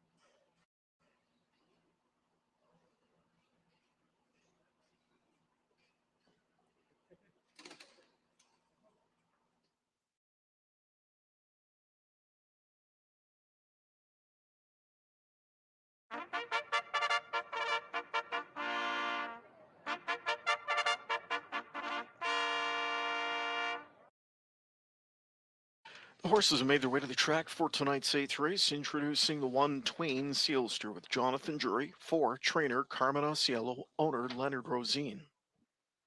2 Flash to the Finish, James McDonald for trainer owner Bill Cass, partners with John Craig. What a Way to Go, number 3, in Reign de Sylvain Filion, trainer Richard Moreau, the owners are Wayne and Mark Webby. Gold Train 4, Phil Houdon for trainer owner Paul Davies, partners with Nikki Davies and John Chakeen. Jody Jameson with 5, Roland with Rock. Matt Dupuy, the trainer, the owner Kimberly Eden. Here's 6, Fear the Shadow, Chris Christopherou, aboard the Harry Martin owned and trained Homebred. PL Octavius 7 has Trevor Henry for trainer Katie Huskinson, the owner breeder Prince Lee Akers. Salzburg Genesis 8, Austin Sorry for trainer Ron McDonald, owners Salzburg Stables, and Michael McKenzie, along with Ed Gork. And the 9 is Sports Report, handled by Louis Philippois, trainer Tisha Symes, owners Donald McCrae. Race 8 post time in 3 minutes.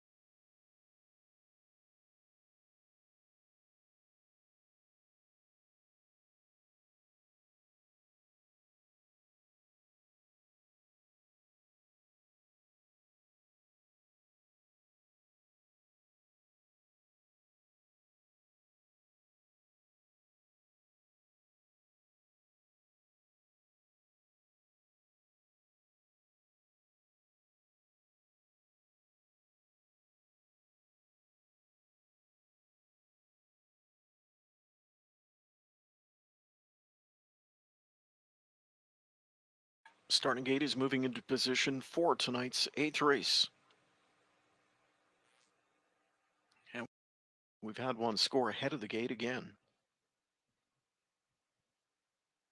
So we'll have a recall situation. Still time for wagering here in tonight's 8th race.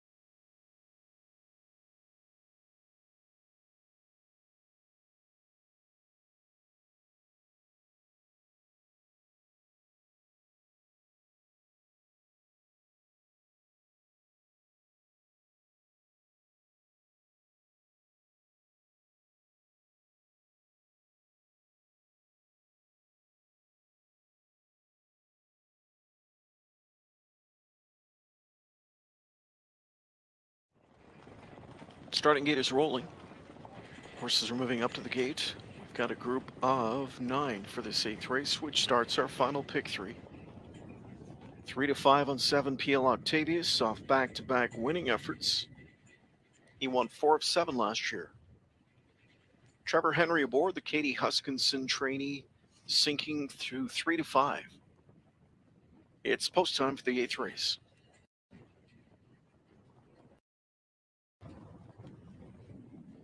Here they come. Often pacing. PL Octavius with sharp speed off the wings of the gate, leading in the center with Roland with Rock. From the inside, Flash to the finish, and from the outside, Salzburg Genesis.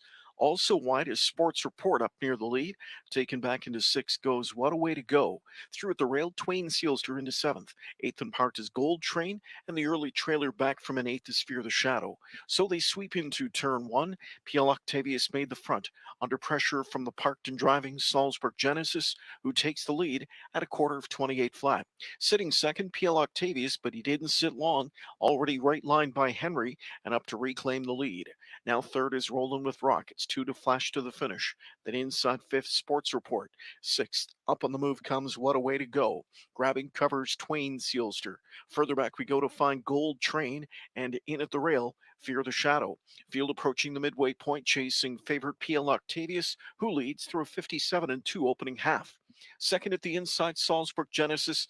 Here outside from in third is What a Way to Go. Moving up on the cover from in fourth is Twain Sealster. Cover times 2 for Sports Report. In at the rail 6th as they pace the turn is Roland with Rock. Then Flash to the finish. Escaping outside, Gold Train. Trailer at the rail is Fear the Shadow as they go to 3/4. PL Octavius still on top. Pressure from What a Way to Go.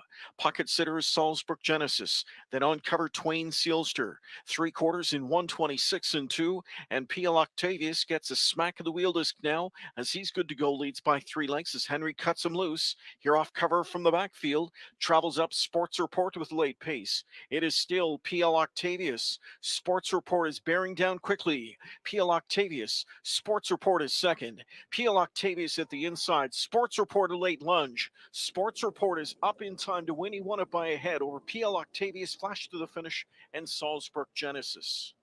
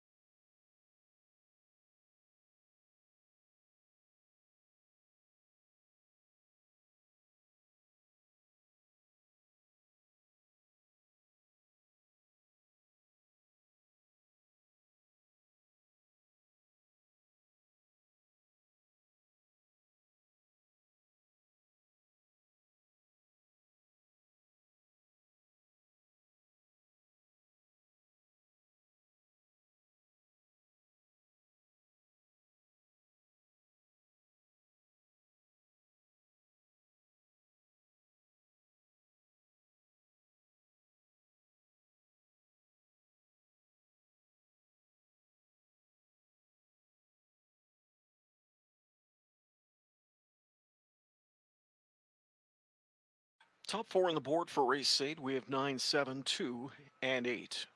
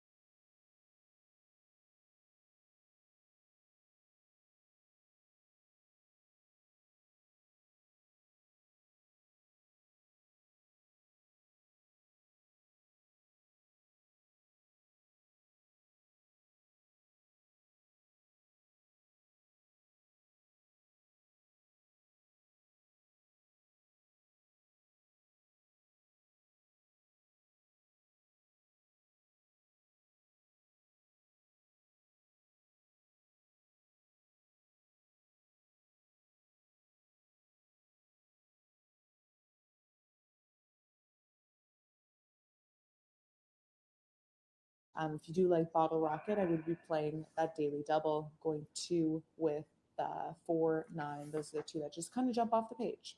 And I think would be the best way to maximize a 6 to 5 price and get a little bit better of odds if you do like that shorter pricing here in Bottle Rocket.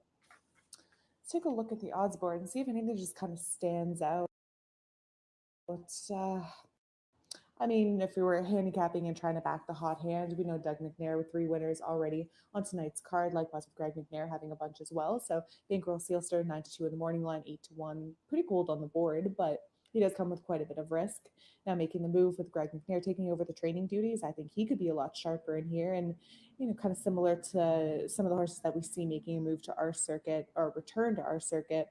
Usually you see some time in between those races as well. His last race was here on December the 20th. So he's in decent enough racing shape. Let's just see what type of an effort he can put together. I think I'd rate him a little bit higher now, given how well we've seen the McNair barn and Dougie driving heat up. So I think a 9-1, maybe you can bump him as high as third. Or if you're feeling ambitious, maybe a win bet or exacta. I think he's in with a pretty good shot as well. They're about to head out onto the track for race number 9. Do keep in mind this is your final chance to play that late double wager. Exacta, trifecta, superfecta also available in our 9th along with standard, win, place, and shove.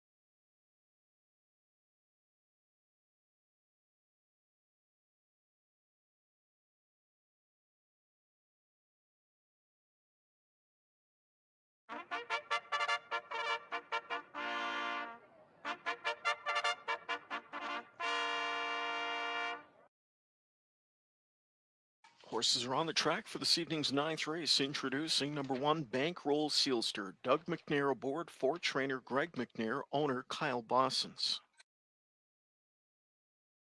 The 2, Bottle Rocket, Michael Whalen for trainer owner Walter Whalen, partners with Christopher Nickel. Lifetime Experience 3, James McDonald for trainer Ben Wallace, owned by Daniel Plouffe and Jean-Christophe Plouffe. She's Watching Me 4 with Jody Jameson for trainer owner breeder Gaetan Hébert. 5 is Tryline with Chris Christopherou for trainer Dave Gibson, owner breeder David Goodrow Stable. The 6 is Dark Moves, Louis Philippois for conditioner Jeremy Brewer, owned by Jack Racing Stable and Dare to Dream Stables. And to complete the field, this is number 7, TJ Thunder, with Austin Sorey for trainer Gord Lee. Gord shares ownership with Don Lee. It's race 9 to kick off the late double, post time in 4 minutes.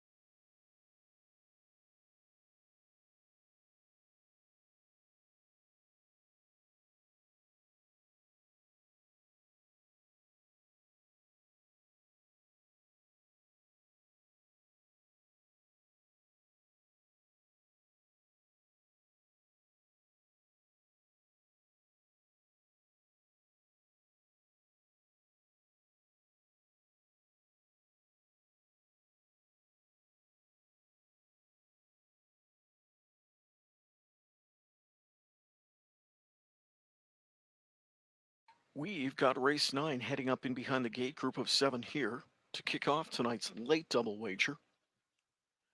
6 to 5 and number 2, Bottle Rocket, the choice of many. Winless in 10 starts last season. Comes in off a 4th place finish in his latest, home in 56 and 2. A lot of attention in the 2, Bottle Rocket, here at 6 to 5. Not fussy on his form or his price. 2 to 1 on number 4, She's Watching Me, getting a lot of attention too. Was a winner at Flamborough 2 lines down the page. Made an early miscue and was on the receiving end of a tough trip last time out. Tries to rebound here. 9th race good to go. Often pacing, Dark moves with a slap of the wheel. This Gurley called on for speed. Center of the racetrack, She's Watching Me. There from the inside, Bottle Rocket up into the top 3, and in at the rail, Bankroll seals her 4th. Crossing in from in 5th goes Lifetime Experience. 6th outside to Try Line, and the early trailer back there 7th goes TJ Thunder. Sweeping away into turn 1, She's Watching Me and Jameson out to a 2-length lead early. Bottle Rocket rides the pocket, gap of 2.5 to Dark moves 3rd. Another 4 lengths there to Bankroll seals through gaps in the turn 4th, 28 and 3 the first quarter.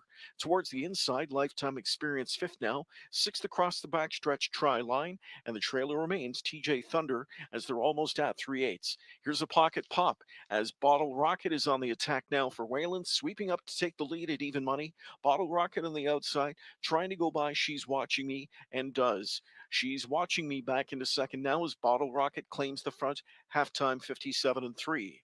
Dark moves 3rd, Bankroll seals her 4th, 5th inside to Lifetime Experience, then Try Line, and the trailer into the final turn is TJ Thunder. On their way to that 5/8 marker, and they're inside that post chasing Bottle Rocket, who leads. She's Watching Me is second, length and a half 3rd to Dark moves. Now outside, Bankroll seals her 4th. We've got a pocket pop. She's Watching Me coming up after Bottle Rocket on the way to 3/4. Bottle Rocket leads the way just over length in front.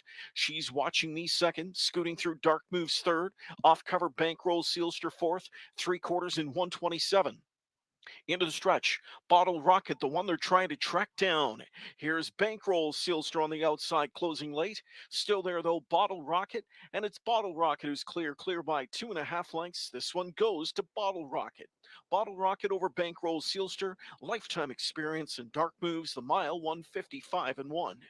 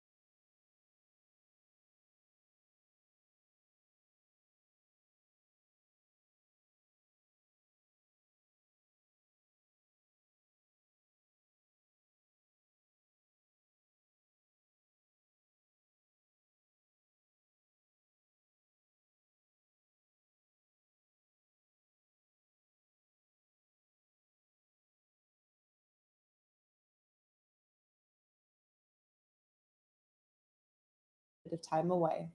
Let's get right into race number 10 here. Of course, this one being the Jackpot High Five race, and it grew a lot over the past 2 nights. It's always interesting to see what the final pool will be in terms of seeing how quickly this one can grow. And of course, with that carryover, we're heading in with a really nice number tonight of 46,000 plus, with the ticket already gone out of that amount. Plus, of course, all the new money coming in as well would be a very, very nice payday to anyone that is the lone ticket holder or multiple ticket holders. Of course, less money available, but in order to win the jackpot, got to be the only one holding that winning ticket. Let's get right into this 10th race here, pop-up event consolation. Morning line choice in here, the 4-horse PL Jackson showed off that speed, and that's kind of been his bread and butter, and he just gets a great post to work with. So that just makes him, by nature, really, really tough in this spot. Likely to show off that speed once again. Has finished off his miles pretty well in here. It's been a little bit of time away since he has landed in the winner's circle, but I think it's a great series for him to be able to take advantage of exactly that, being able to face off against an easier type of group than perhaps he might have been had we not had this event. It had just been a regular classification. Here's a look at the selections in here. The other one that really jumps off the page is the 9-horse Ideal Jet, offering a much better price at 11-1. What I really like to see out of post 9 when a horse draws the outside is being able to have that speed and that early speed in order to solidify some type of good positioning. And he has exactly that. I mean, time and time again, he's another one we've seen with his nose on the gate, and obviously gets put into play early in many of those occasions. And that has led to 43 different types of wins to his name. Most of those coming showing early speed, but of course, when you win 43 times, you've won in so many different ways. So I think he's racing as good as any in here, and I think he has a really good shot to pull off the upset here at 11-1, likely to float down a little bit as well. Looking at some of the others in here, I know Garnet Bardsdale going with the 8-horse on top. That's one I rated particularly high in here, that being Sonic Flare. Breaking issues have kind of been something that's been plaguing him, which is kind of strange, especially as of late. But you can see, reading in between the lines, put forth some fantastic outings. That win in that 17-5 claimer on November the 18th and 54-4. If he puts forth that type of outing, he can definitely rally from really anywhere in there to make up a lot of ground late and potentially pull off the upset in here. Or even that most recent outing as well, ended up coming off of cover on that fog cover track and looked good doing so. Finished third, beaten only 2 lengths there. We saw Champagne Phil race well earlier. We saw Mock David with the win in that pop-up series final. So kind of a good reference point for him here to see how those two horses, which were kind of the, maybe not standouts going into it, but the two that took a bulk of the betting support, finished 1-2 in there, and Sonic Flair was simply third best on that occasion. So it is kind of a minor victory in here for him in order to dodge the likes of those two rivals and try his luck in his consolation. At some of the others in here, who can you throw on to do some or give you some type of value? The 5-horse is the one that I think definitely could be overvalued or undervalued here, I should say, at 10-1. He's been racing in a lot of the claiming events, and then most recently in this pop-up event. A couple of outings. It's been a while since he's landed in the winner's circle, but with that being said, he's another one with that early speed, great post to work with in the dead center of the gate, and he's been pretty consistent in terms of hitting the board, picking up good checks. So of course I was kind of searching for some type of value in here, and with value, usually when a horse I think is going to offer a nice type of trip and work out exactly that. Well, he's someone I think could float away from the gate and end up working out a nice trip, catch some type of cover, second, third over. I think would give him a good shot to hit the board at a nice price. Well, thank you so much for joining us tonight. Hopefully you've had an enjoyable night. Once again, thank you so much. Been steady betting numbers and good pools and all those multi-legs as per usual. So can't thank the horse players enough for continuing to support our product.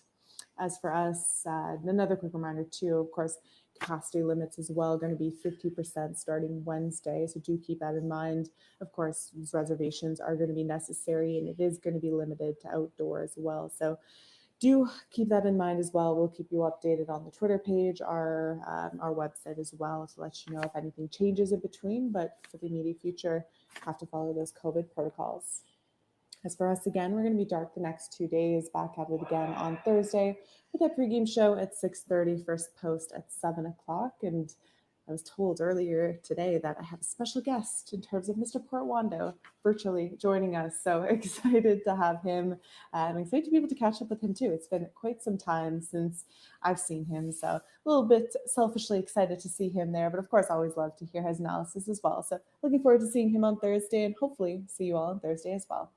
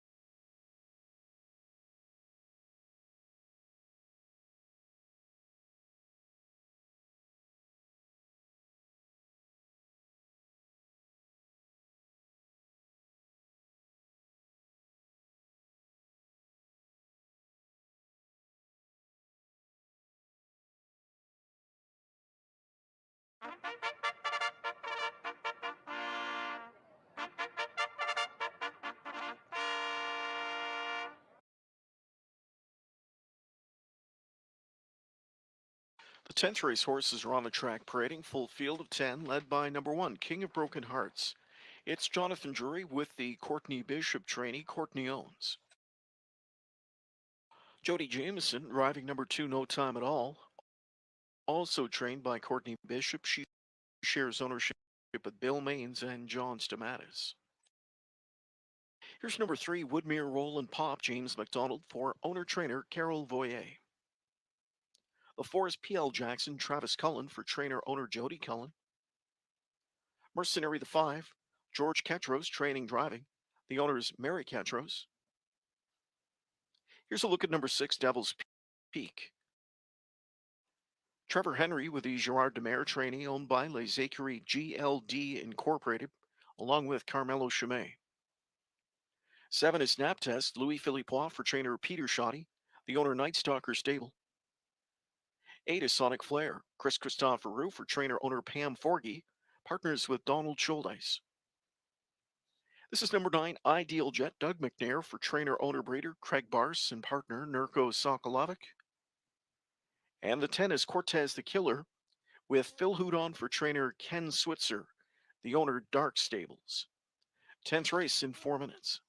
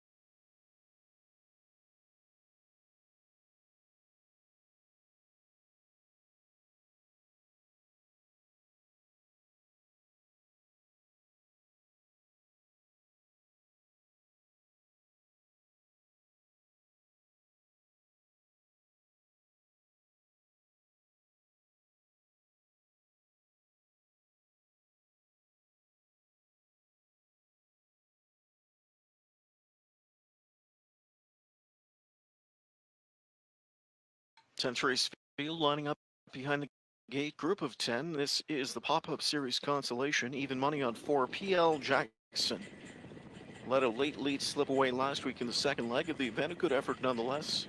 24-time winner looking for number 25.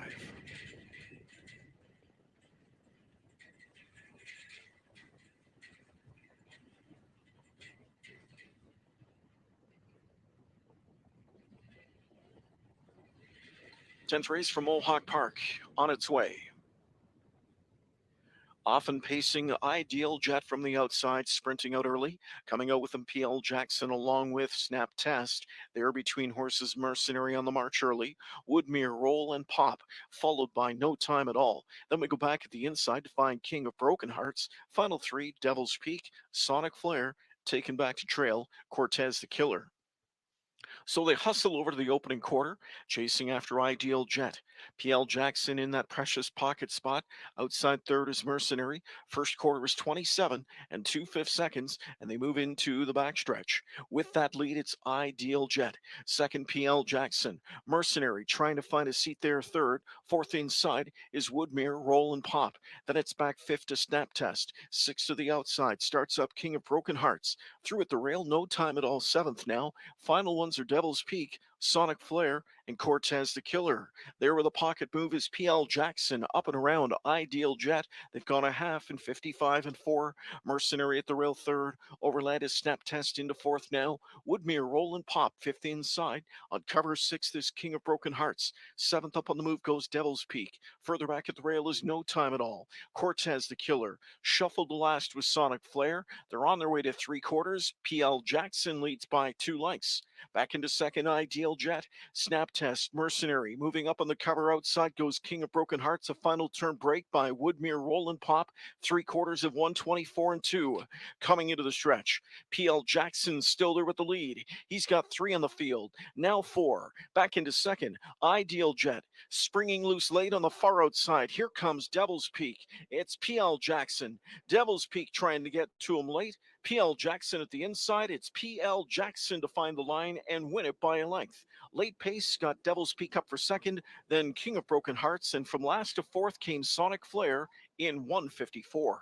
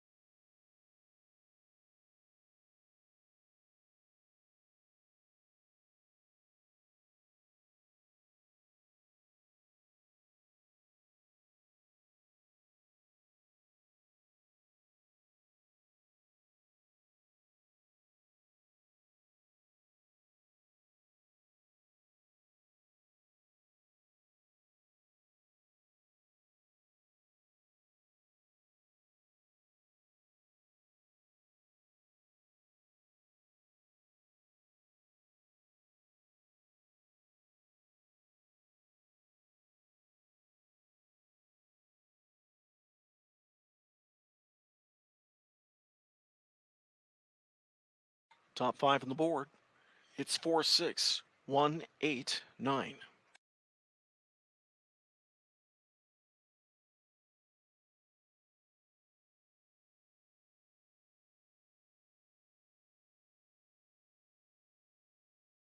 PL Jackson returns to victory lane, capturing tonight's 10th race for Team Cullen. Career win 25 for the veteran. Jody Cullen owns and trains Travis Cullen in the bike for the winning drive. PL Jackson In the pop-up series consolation,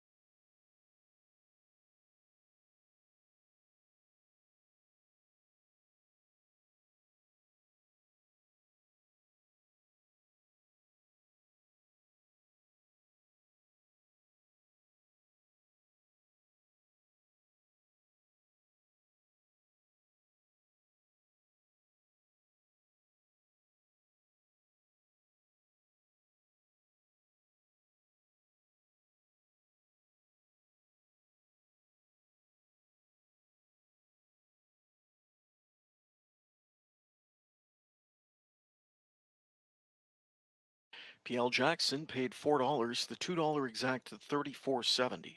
$2 late double $14.40, dollar trifecta $91.20, dollar superfecta $604.80. Jackpot high five at multiple winning tickets sold, each dollar combination $2,826.85. Carryover going into our next card of racing Thursday night, up over $58,000. The dollar pick 3, $68.70. The dollar late pick 4, $232, and the payout on the dollar late pick 5,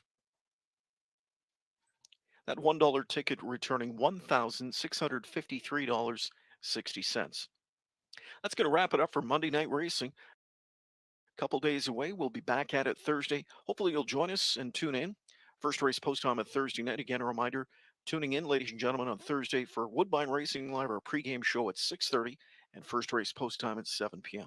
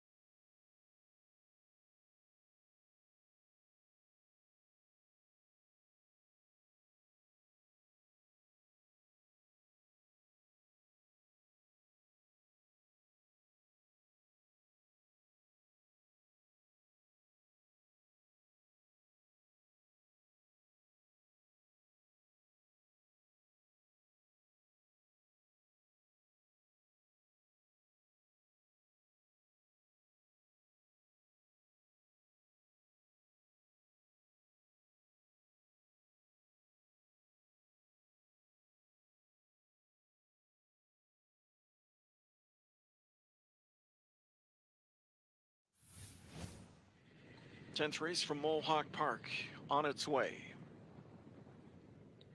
Often pacing Ideal Jet from the outside, sprinting out early. Coming out with them, PL Jackson along with Snap Test. There between horses Mercenary on the march early. Woodmere Roll and Pop, followed by No Time at All. Then we go back at the inside to find King of Broken Hearts. Final three, Devil's Peak, Sonic Flare, taken back to trail, Cortez the Killer. So they hustle over to the opening quarter, chasing after Ideal Jet. PL Jackson in that precious pocket spot. Outside third is Mercenary. First quarter is 27 and 2/5 seconds, and they move into the backstretch.